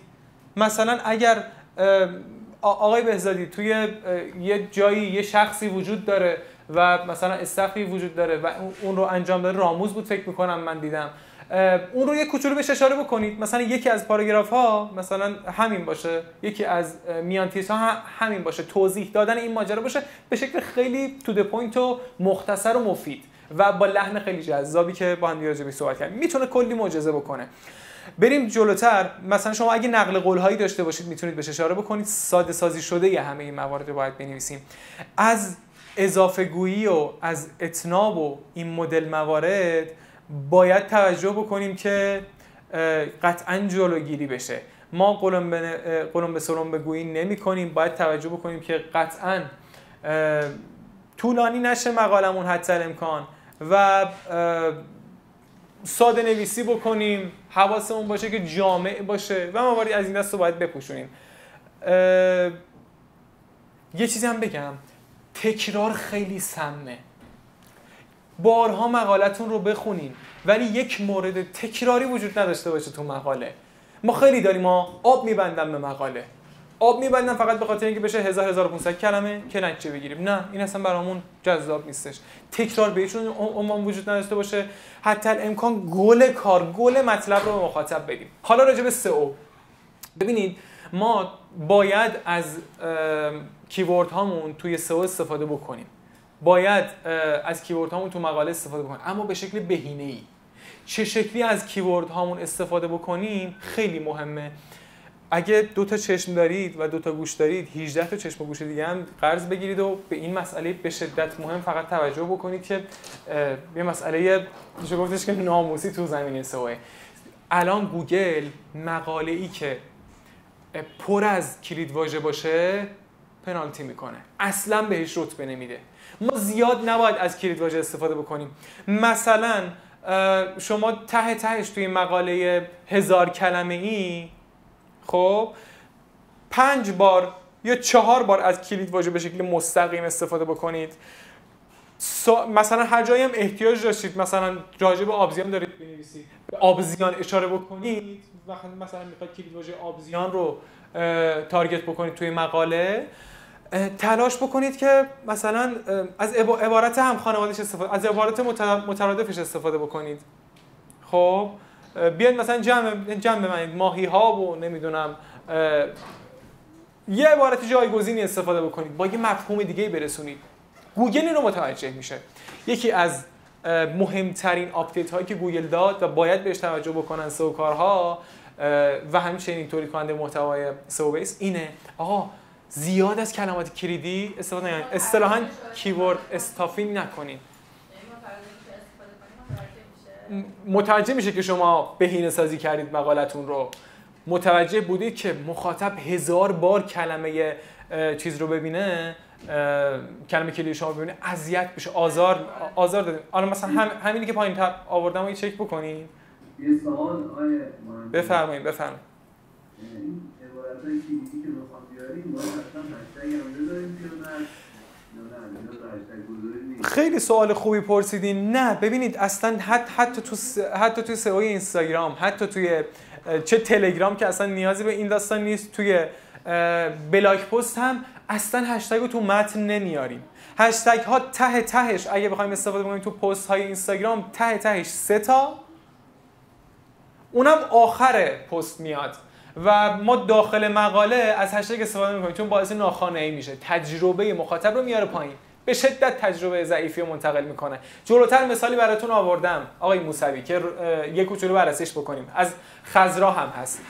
ببین یه مثالی ما اینجا آوردیم، مقاله اینه کیورد استافینگ 2 کیورد استافینگ چیست؟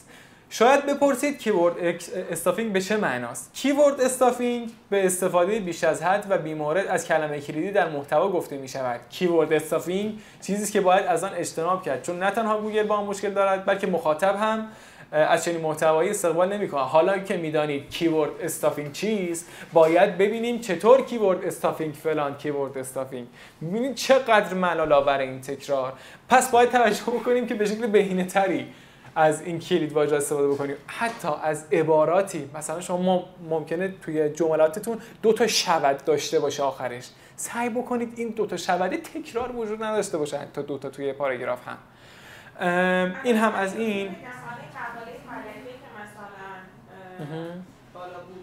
خب مثلا کلمه ملکه تو اکثر جملات استفاده میشه، نمیشه که نشه. بذارید چک بکنیم، ممکنه متن این مقاله ملکه هم متن باز ایدئالی نباشه. با هم دیگه راجع به چک بکنیم، بهش نظر بدیم راجع به استفاده. ما افزایش تخم‌گذاری ملکه یا تخم‌گذاری ملکه هدفمونه. خانم ملکه کدوم کلمه کلیدیه واسه این صفحه؟ افزایش تخم‌گذاری ملکه. چک بکنیم.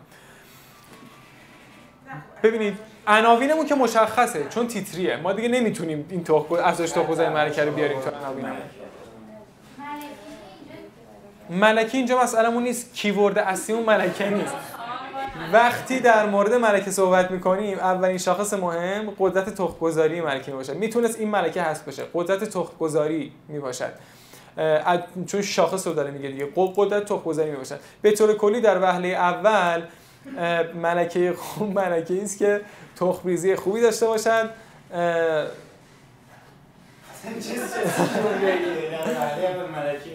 خب حالا نگاه بکنید، ملکه زنبور عسل عنصر اصلی و تنها ماده بارور در کل کندو می باشد که مهمترین وظیفه آن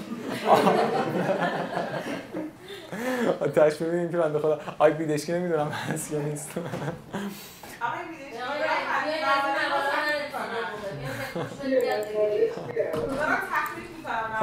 نه داریم چکش میکنیم راست یه تقریبا 500 بار توی این مقاله 400 کلمه ای یه جاهایی واقعا اجتناب ناپذیره ها. میگه لطف کردید که شما مطرح میکنید خب یه سری نکاتی هم که میتونن رعایت شن میتونن نشن. اصل موضوع اینه که مقاله‌ای که می‌نویسیم برای مخاطب مفید باشه. مفید همین. وقتی مفید باشه اون مقاله میاد اول. حالا یه سری اصول نگارشیه که ما بهتون توی روال کار آره در ادامه آوردیم که بچه‌ها رعایتش کنن. مفید باشه مطمئن باشید میاد باشه. خیلی مهمه دقیقاً.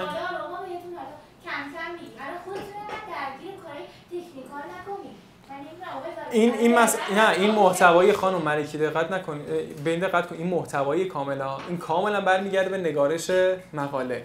خب یعنی ما گفتیم دیگه دو تا بال برامون مهمه، یه از جنس مفید بودن و ارزشی که ارائه می‌کنیم که خانم ملکی بعد در نظرش که خیلی هم مهمه از نظر سئو.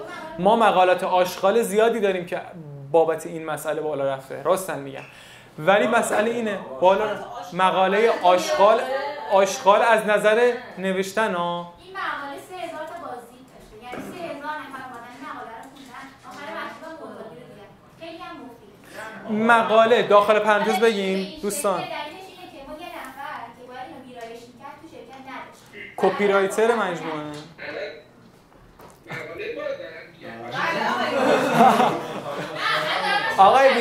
آقای بیدشکی به عنوان یک مورد مطالعاتی داریم مقاله شما رو بررسی می‌کنیم که آقای بیدشکی خیلی از کیوردایی که بعد تو بونزانی اول باشه اول. البته نکته میگم همش بستگی به ملکی داشته، ایشون مثلا موضوعاتی که سرچ بالایی داشت رو به اون میگفت و بر اساس اون مقاله میدادیم که حالا خودشون چک می‌کردن اصلا مقاله خوبه یا بده. آره البته خانم ملکی باز ببینید خانم ملکی سئوکایی هستن که هینتا رو اینا رو میدن. کار خانم ملکی اگه وارد جزء مطلبی که شما می‌نویسید هم بشود دیگه 4 تا خانم ملکی احتیاج داریم اینجا. کار ادیت مقالات و سئو فرندلی بودن رو کی انجام میده؟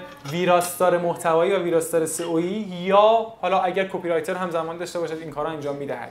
خب ولی در حال حاضر خود شما این کار رو انجام میدید. خود شما حواستون باشه مثلا تکرار توش وجود نداشته باشه. حالا ما این رو مثال زدیم، حالا تهش ببینید بگید کلا توی این فضا واقعا 2-3 بار 4 بار ملکه استفاده شده. اشکالی نداره.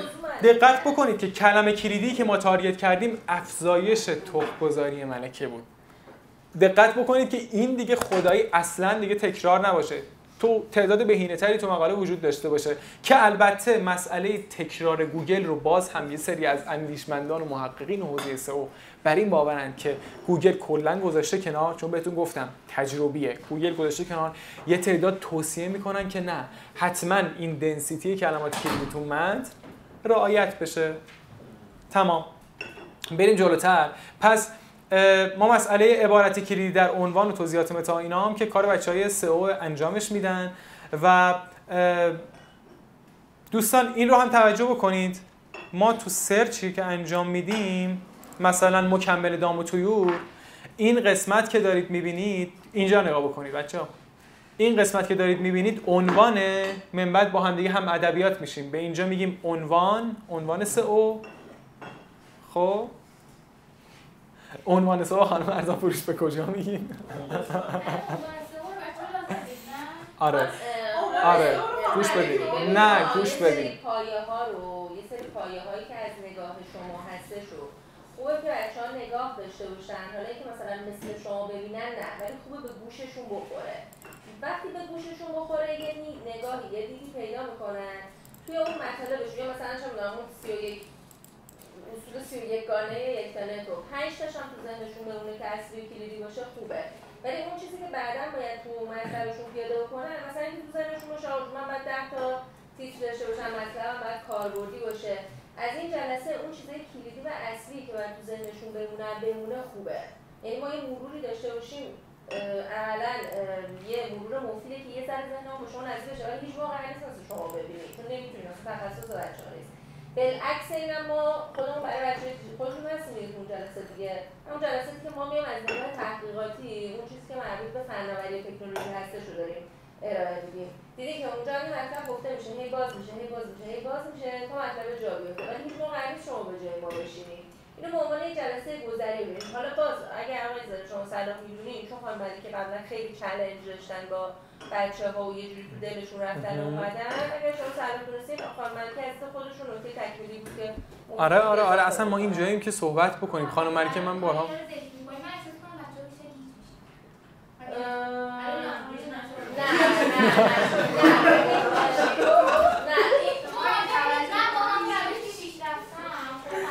روش شما روش عملیاتی و اجرایی بود که خیلی خوبه. خب یعنی دل کاری که اصلا باید ما سراغ رو بریم. خب الان وقتی این خانم ملکی 100% شما قسمت عملی درگیر این چیزا می‌کنن. درگیر نیست. قرار نیست اینا رو حفظ کنن. نه قرار نیست اینا رو حفظ کنن. قرار به گوششون بخوره. دوستان ما به شما قراره چک لیست بهتون بدیم. اصلا به هوش هم نسپرین چک لیستش، ولی شما باید بدونید تو اون چک لیست چی نوشته شده. ما عملاً داریم اون چک لیست رو چک می‌کنیم. آفرین. اونجا میدون عملیاتی که نگاه شما کمک شما خیلی مهمه. اصلا میخوام بفهمم بچه‌های تحقیقات خب من حالا باشون کار کردم، حتی با آقای موسوی نژاد هم که الان صحبت کردن راجع به هشتگ صحبت کردن. ببینید من از ایشون مقاله راجع به کودآهنگ گرفتم. خب کاملا همه مسائل توش رعایت شده. حالا ببینید چه سوالی مطرح کردن هشتگ بذاریم. ببین چون ما یه فضایی میشه بود که طرف داره هیچ میشه. نه اشکالی نداره. ببین خوبه اینا به گوششون بخوره. بعد همه بچه‌ها هم همگون نیستن، اینو بدونید. خب بچه‌ها همه همگون نیستن. الان به کمک این جلسه حداقل اطلاعات بیسشون یه نواختی پیدا میکنه. بعدن که وارد فاز اجرا میشیم اتفاقا اون استکاک هم کمتر میشه و کمک شما تو فاز اجرایی خیلی مهمه. اصلا همون نگاه شما و نگاه عملیاتیتون بوده که مثلا بزرگ شناسه بریم مثلا ما بیشتر رعایت کنیم شما جلویید. دقیقاً. خب حالا بریم جلوتر بچه‌ها، بریم. خانم ملک توجه کنیم داره تموم میشه. نه دارن حرف میزنن از بابت اینکه من اگه خیلی مثلا به همه چی بخوام نگاه کنم عملاً فلج میشم، نمیتونم بنویسم. خب حرف درسته. الان میرسیم. اگر من 5 تا نکته بیشتر بدونم، مثلا اینکه نیاز مخاطب، مثلا اینکه مثلا اینا رو مثلا رعایت بکنم، شما میتونید به یاد ثابت کنید مثلا تو 5 تا نکته شما ایراد دارید، نه همش. اگه این توسط شما رعایت شه خب کار من کار ندارم. تکنیکال اینقدر جا داره من استراتژی محتوا پیشرفت وارده اینقدر کار دارم بابت اینکه بچه‌های تحقیقات کار خانم ملکی هم دقیقاً همینه. همین صحبت که آقای صابری گفتن. همین دید داشته باشید خوبه ولی درگیر نکنید. نه ببینید اصلا ما جاهایی الان داریم که الان میخوام عمدن آوردم که بدونیم از چیا میخوایم بپریم، ولی نکته خانم ملکی کامل درسته. خیلی قرار نیستش که ذهنمون درگیر این موارد بشه تو اجرا. یه ساعت و نیمه دیگه با توجه به اون اسلایدایی که نه اسلاید نمونده، چیز خاصی نمونده. تمام. بچه‌ها بذارید بریم جلو. دوستان سوال دارن. ببینید الان واضح می‌خوایم SEO رو ترجمه کنیم یا بفهمیم، اینه که میشه عبارتی که بیشترین سرچ داشته ما اونو آماج در بیاریم یا تعداد باز کننده اونو قرار نیست شما سرچ انجینیر اپتیمایزر، یعنی یک سرچ مهندسی شده بهینه. این میشه خدا شاهد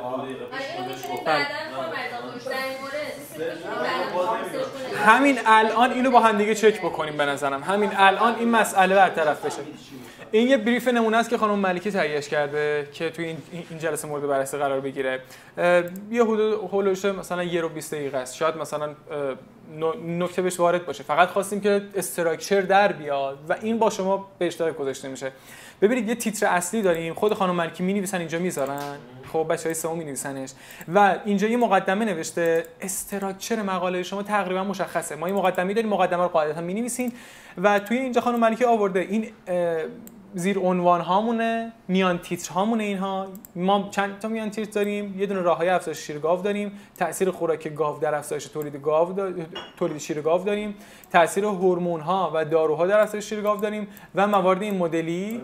خب مهمترین عامل توش اصلا نیاوردید راه افزایش شیر گاو مهمترین دلیلش دوششه. هرچی بیشتر بدوشی درود بر شما اضافهش بکنید.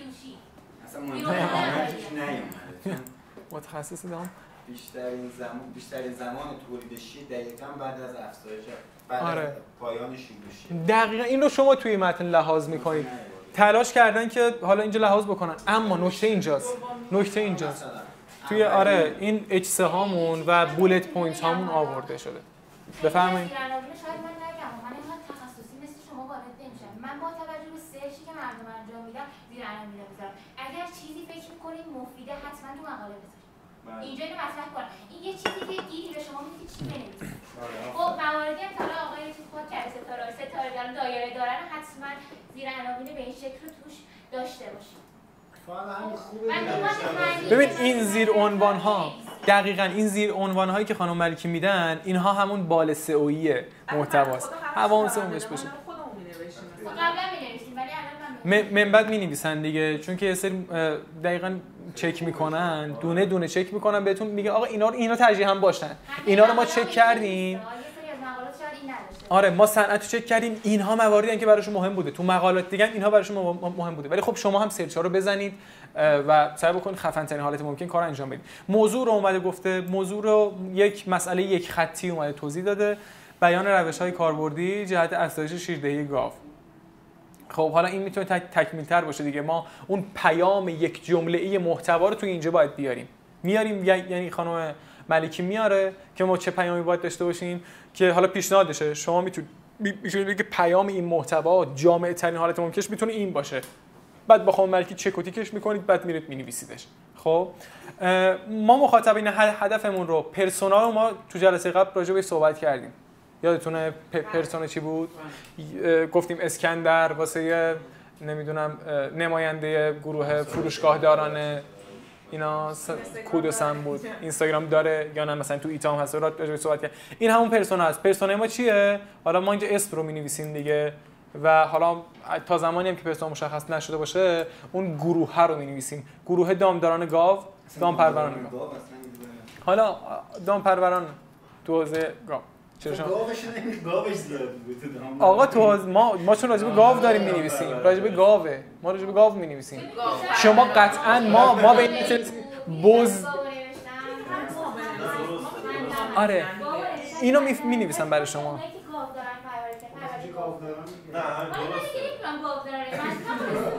حالا بچه‌ها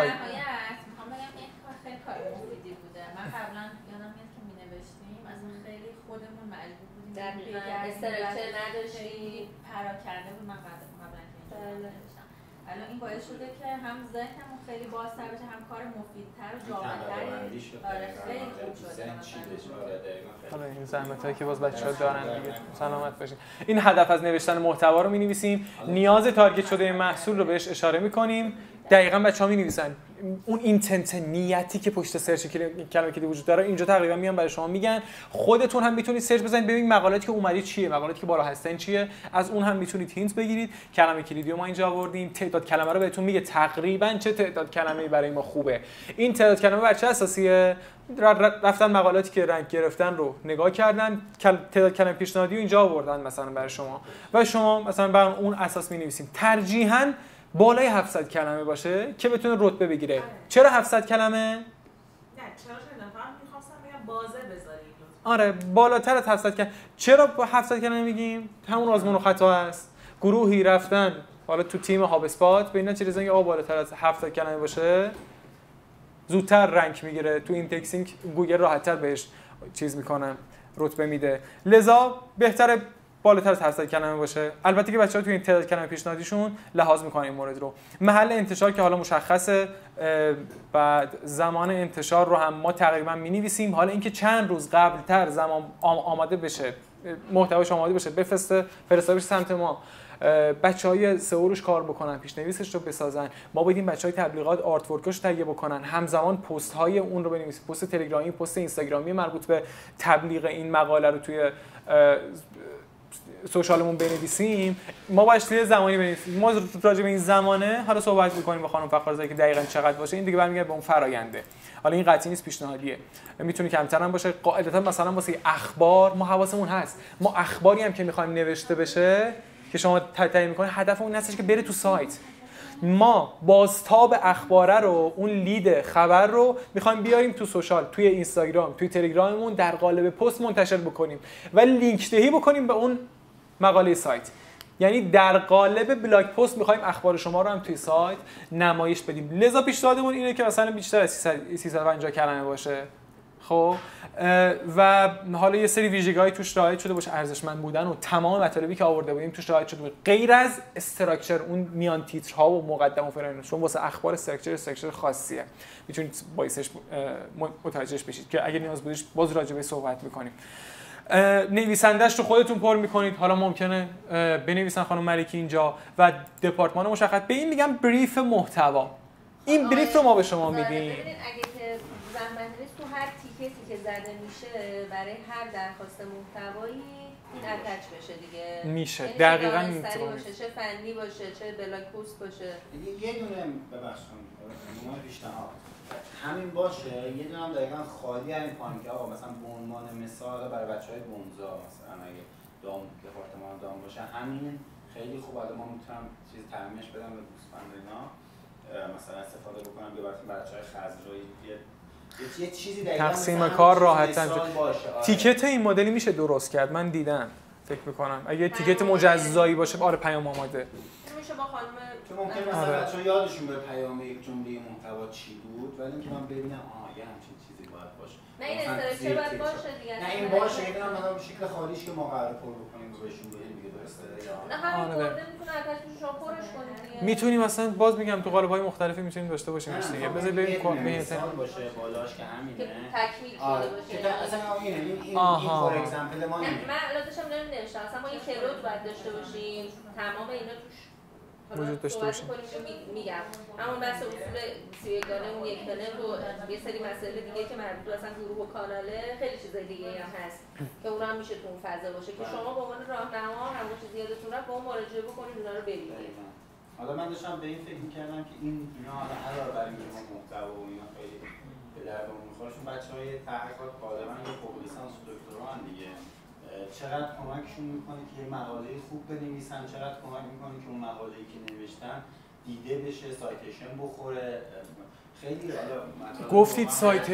گفتید سایتیشن یه مطلب خیلی مهمی که باز من یاد مقاله آقای بهزادی افتادم که برامون فرستاده بود. هر چقدر ما بتونیم رفرنس هامون رو هم در بیاریم خیلی به بالا بردن اعتبار محتوا کمک میکنه.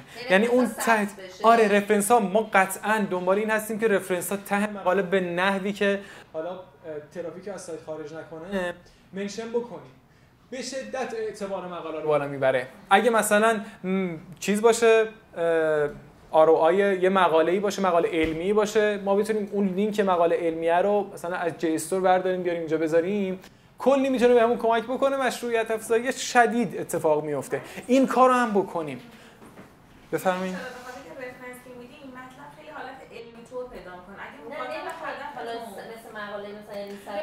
ما لینک بگیم که از این مقاله گردن آره اگه بگیم این حرفایی که ما داریم میزنیم رو هوا نیست. اصلا میدونید ما چه شکلی من مد نظرم چیه بهینه ترین حالت ممکن بنویسیم منبع 1 منبع علمی 1 منبع علمی 2 منبع علمی 3 الزام.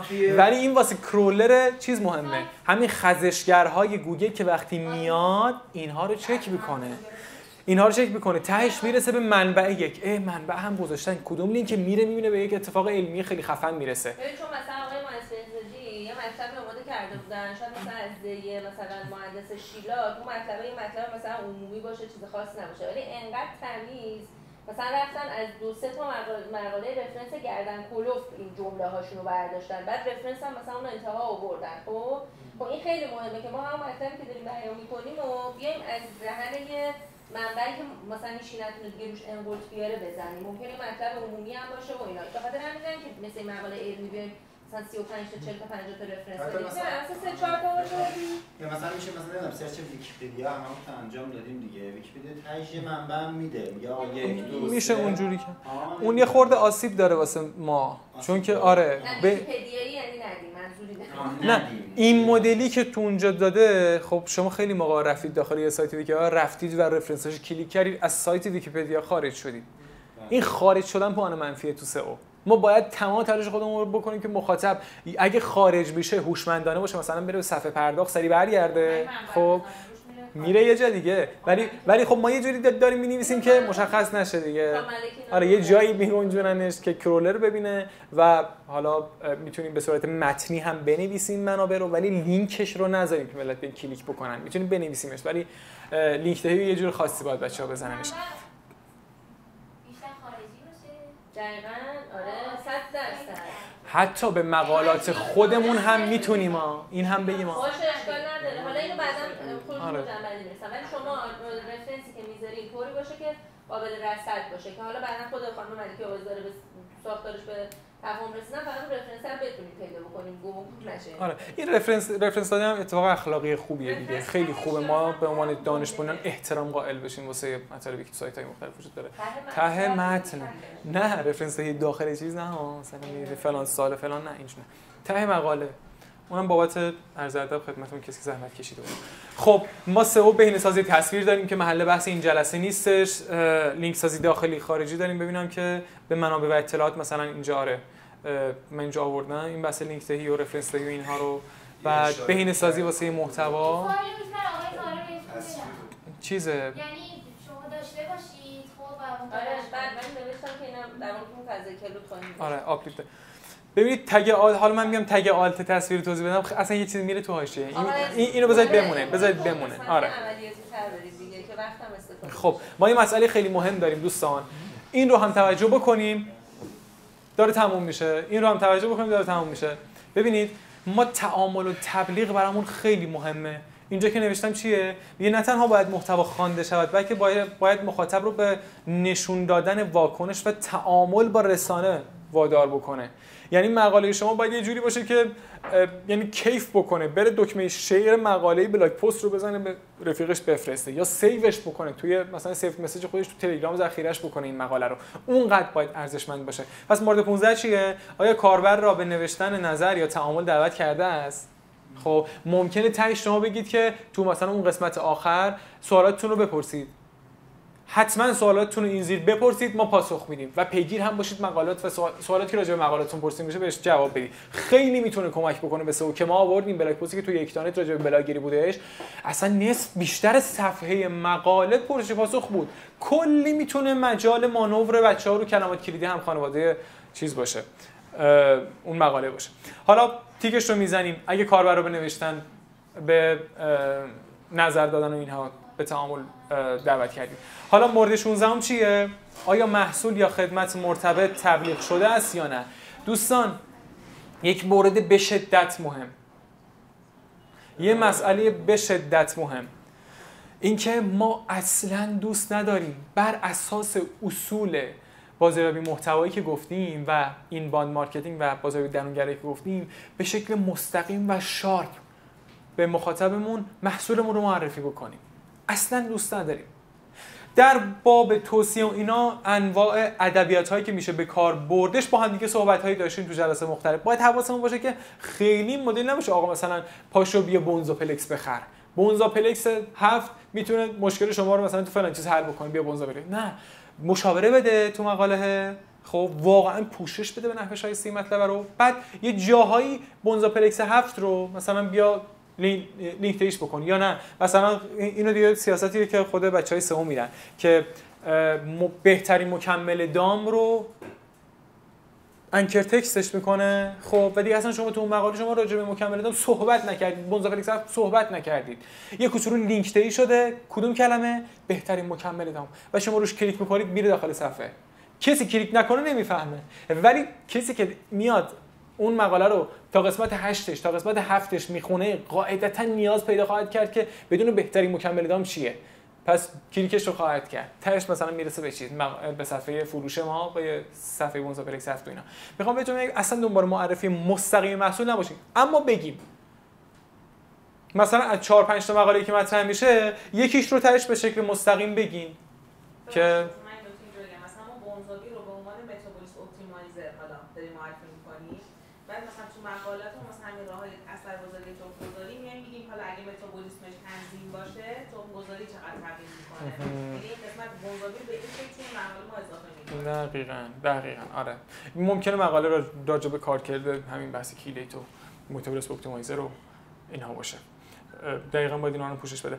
خب آروم آروم جنبندیش بکنیم. ما یک شیوه نامه‌ای خدمت شما ارسال کرده بودیم دوستان که به لحاظ نگارشی کلی میتونه کمکتون بکنه. این شیوه نامه مختصر آموزشی و محتوایی که داشتیم به شما درست نویسی و زیبا نویسی و هدیه میده قشنگ.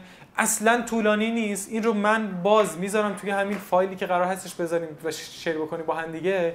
این رو چک بکنی. یک بار خانم کرانکی به تک تک شما بزرگواران فکر بکنم تیکت کردن. من خاطرم هستش اون موقعی که تو دانما بارگذاریش کردیم و شدش دستور عمل نگارشی شرکت، هم بچه‌های مشاور، اون کسایی که تو گروه‌ها به سوالات مخاطبین جواب میدن، از این موارد نیاز شدش استفاده بکنن از اون زمان به بعد، و هم این که بچه‌هایی که محتوا تولید میکنن نیاز وقتی مینویسن این مثلا علامه نگارشی و نقطه ویرگول و فاصله و نیم فاصله اینا رو حتی الامکان رعایت بکنن. خب حتی الامکان رعایت بکنن. سوالی اگر داشتید توی این زمین از خود من میتونید بپرسید که راجع به حالا بحث نگارشی و چه شکلی بنویسیم، خوب بنویسیم، زیبا بنویسیم، نوشتمون رو چه شکلی تکستی توی گروه ها ما مشاوره بدیم رو که اثر بخش باشه، نمیدونم ایموجی ها رو چه شکلی استفاده بکنیم، هشتگ چی باشن رو داخل این گفتیم.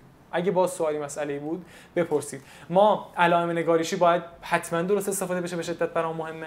جمله بندی عبارت ها صحیح نوشته بشه، به شدت برام مهمه. و اینجا ببینید آقای موسوی، نمیدونم تشریف دارید یا نه، این فرق هشتگ داخل متن و هشتگ انتهای متن و بهینه استفاده کردن هشتگه. ببینید این تو فضای تلگرامه، ما تو فضای چیز نداریم، ما تو فضای مقاله نداریم اصلا. ولی خب تو فضای تلگرام میتونید ببینید چقدر فرق کرده که خانم تنها مثلا دارن آروم آروم این مدل محتواها رو میفرستن داخل گروه خضرا که خیلی میتونه به تجربه کاربر کمک بکنه. محتوا باید ترغیب کننده باشه. آیا مقدمه خوبی دارد، با دغدغه‌های مخاطب همخوانی داره، عنوان مقاله مخاطب رو به خوندن اون ترغیب میکنه یا نه. این دیگه کار بچهای سئو که و بچهای کپی رایتری میاد این کار انجام میده. و لید رو و مقدمه مقاله رو خیلی باید بهش دقت بکنیم.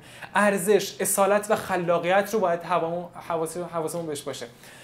و تموم شد آروم آروم. میگه آیا داده های آماری، همون مسئله که با هم دیگه صحبت میکنیم، مطالعه های موردی، فکت های جالب یا تجربه شخصی توی متن استفاده شده؟ در مقایسه با سایر محتواها ارزش قابل توجهی ایجاد شده و حرف تازه و ارزشمندی زده شده؟ اون کانتریبیوشنی که راجع بهش صحبت کردیم، ارزش افزوده‌ای که ما داریم اتفاق افتاده؟ از ویدئو توش استفاده شده؟ از نمیدونم تصاویر ارزشمند، خدای چی بود، اینفوگرافیک توش استفاده شده یا نه؟ لحن محتوا اینها هم راجع بهش صحبت کردیم. آیا لحن مقاله با لحن برند، آقا تمامی ما با لحن برند و سایر مقاله ها همسو هست و مواردی از این دست. ما جلسمون توی یعنی بحث قسمت بررسی این فایلمون و اون 31 مورد تو اینجا تموم میشه. بریم فقط من خیلی سریع این تمپلیت ها رو برای شما باز بکنم، چکش بکنیم و راجع به صحبت کنیم. خانم فخرزاده این تعداد محتوای درخواست ما رو بازش بکنم اینجا یا نه؟ فکر می‌کنم اینو شاید نیاز نباشه. محتوای مصوب و میخواین یه مروری روش داشته باشین.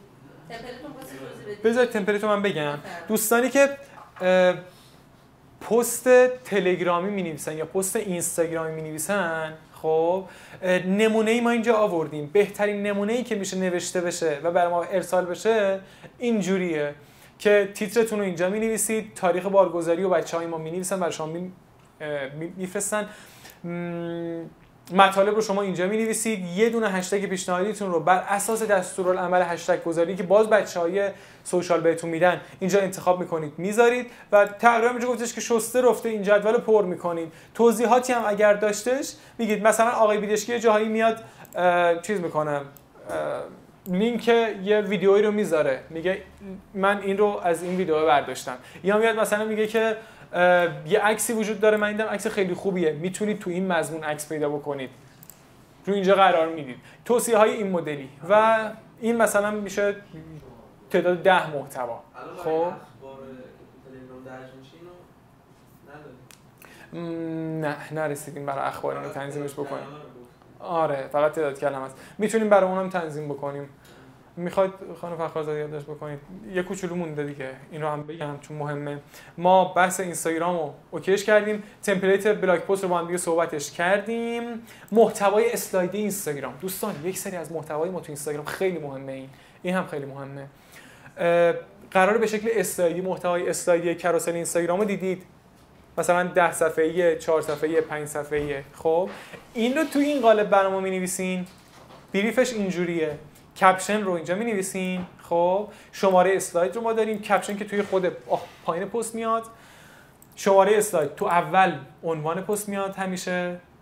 خب ما اینجا 8 ویژگی کسب و کارهای موفق رو نوشتیم. کال تو اکشنش چیه؟ داخل صفحه آروم نوشته میشه اسلاید بعدی، یا مثلا تو صفحه دوم ما گفتیم که این پایینش تو صفحه دوم ورق بزنید بنویسه. خب ممکنه موارد بعدی خالی باشه، الزاما شما توی هر صفحه اسلایدی کال تو اکشن در نظر نگیرید، اما توجه داشته باشید که تعداد کلمات توی هر صفحه باید بهینه باشه، خیلی شلوغ نشه. چه تعداد کلمه‌ای مثلا باید باشه؟ هولوش 20 کلمه، 24 کلمه، مثلا 3 خط یا 2 خط. آره خوبه همین تعداد کلمه. حتما بیاد تو این تمپلیت. اگه میخوایم 20 کلمه باشه 20 کلمه بیاد، چون بچه‌ها نمیتونن به خاطر بسپرن. اون بالاش بیاد. باشه من اینو چکش میکنم، تعداد کلمات رو هم می‌نویسیم. یعنی تو هر صفحه ممکنه یه تیتر وجود داشته باشه و یه توضیح کوچولو. میخواین بنویسین تیتر و مثلا توضیح. مثلا تیترتون اگه میخواین 4 کلمه رو دوباره اون جنگ آقای منصوری پیش نیاریم. واو نمیدونم چرا 20 کلمه. نه ببین این تیترها که احتمالاً به شما داده بشه توسط بچهای سوشال، یه موقعایی هم نه خودتون مثلا، چون آقای بیشی خودشون ویدیو دارن، بچه‌ها خودشون ویدیو دارن، ما محتوا خواستیم قشنگ 20 تا خوشگل به اون محتوا دادن، خودشون میتونن تیترها رو هم پیشنهادی بدن. بچهای دام یا بچهای کشاورزی ویدیو واقعا ندارن. خب ویدیو به اینکه مثلا من بدونم چند تا کلمه بدم چه جوری بدم، یعنی واقعا نیاز دارن. اینو شما توی اون تمپلیتی که میدی مشخص بکنید. باشه اوکیه. بعد نگاه بکنید خیلی مشخص، خیلی رلو روال. این میشه تمپلیت تحویل محتوا. یک محتوای اسلایدی اینجوریه. تمام محتوای پست تلگرام و ببینید اینستاگرام یا ممکنه اسلایدی باشه یا ممکنه تک اسلایدی باشه. اینی که صحبت داریم میکنیم واسه تک اسلایدی هاستا که مثلا یه دونه عکس واسه این تنظیم میشه که اینو بچه‌ها سردرگم نمیشن. چرا؟ چون تیکت ها رو خود واحد دیجیتال مارکتینگ میزنه. اون تون تیکتی که میزنه همونجا داریم صحبت میکنیم که جمع‌بندی بشه. خانم چنان و خانم دوستان همه شما چون قراره در واقع تیکت ها رو بزنید، یعنی عملا تو هر تیکتی که شما برای بچه‌های ما میزنید تمپلیت هم بذارید. یعنی بخشای دیگر رو که آقای زاره دارن توضیح میدن ظاهرا شما پر میکنید، اون بخشی که بچه تحقیقات بعد تکمیلش بکنن در واقع اونجا خالی میمونه و حالا مثلا تعداد کلمه و تیتر و موارد دیگه هم مشخصه. آره یه جاهایی خانم فخرزاده ممکنه بچه‌ها خب عنوان و مسئله رو بدونن واقعیتش. یه عنوان حدودی می‌نویسن. یعنی مثلا راجع به کانسپتی میاد صحبت میکنه. حالا من چون یکی دو بار خوندم پشم ریزی گوسفند مثلا ممکنه مسئله باشه، یک بیماری باشه، میان راجع به صحبت میشه پست. خب این هم قابلیت انتشار تو تلگرام داره، هم قابلیت انتشار تو اینستاگرام داره. ما اگه تو اینستاگرام بخوایم منتشرش بکنیم قطعا یه دونه عکس کوچولو مثل این براش تنظیم میکنیم، خب براش تهیه میکنیم و آپلودش میکنیم. نکته مهم اینجاست ما ممکنه 20 تا محتوای این مدلی بخوایم از دغدغه‌های این زمینه، اون 20 تا رو عنواناشو میدونن ولی ما عنواناشو بهینه‌سازی میکنیم. حالا این تعدادش هم دعوای بین ما و تبلیغات بذارید این وسط بمونه که کلی بحثه. در این که ما محتوای سه خطی بچه‌ها ندن بریم چرا اینطوریه. حالا تعداد کلمات رو حدود کلمات رو ما می‌نویسیم. حدود کلمات رو خدمت شما می‌نویسیم. خب ما شیوه‌نامه رو بررسیش نمی‌کنیم، بریم محتوای مصوب این رو هم چک بکنیم و شما رو به خداوند منان و حنان بسپاریم. دو ساعت و 10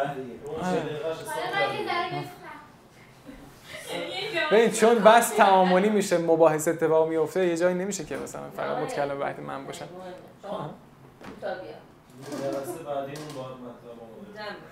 خب ببینید اخبار بین الملل ما داریم. خب میخواین اینو شما توضیح بدین؟ نه خواهش ما ببینیم کلا اینو میتونیم بذاریم جلسه داخلی تحقیقات هم صحبت بکنیم، مثلا وارد جزئیاتش نشیم.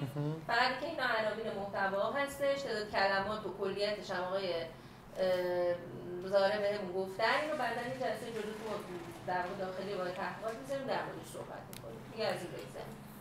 تمام. آقا حلال بکنید زمانتون که مخلصم، خسته نباشید.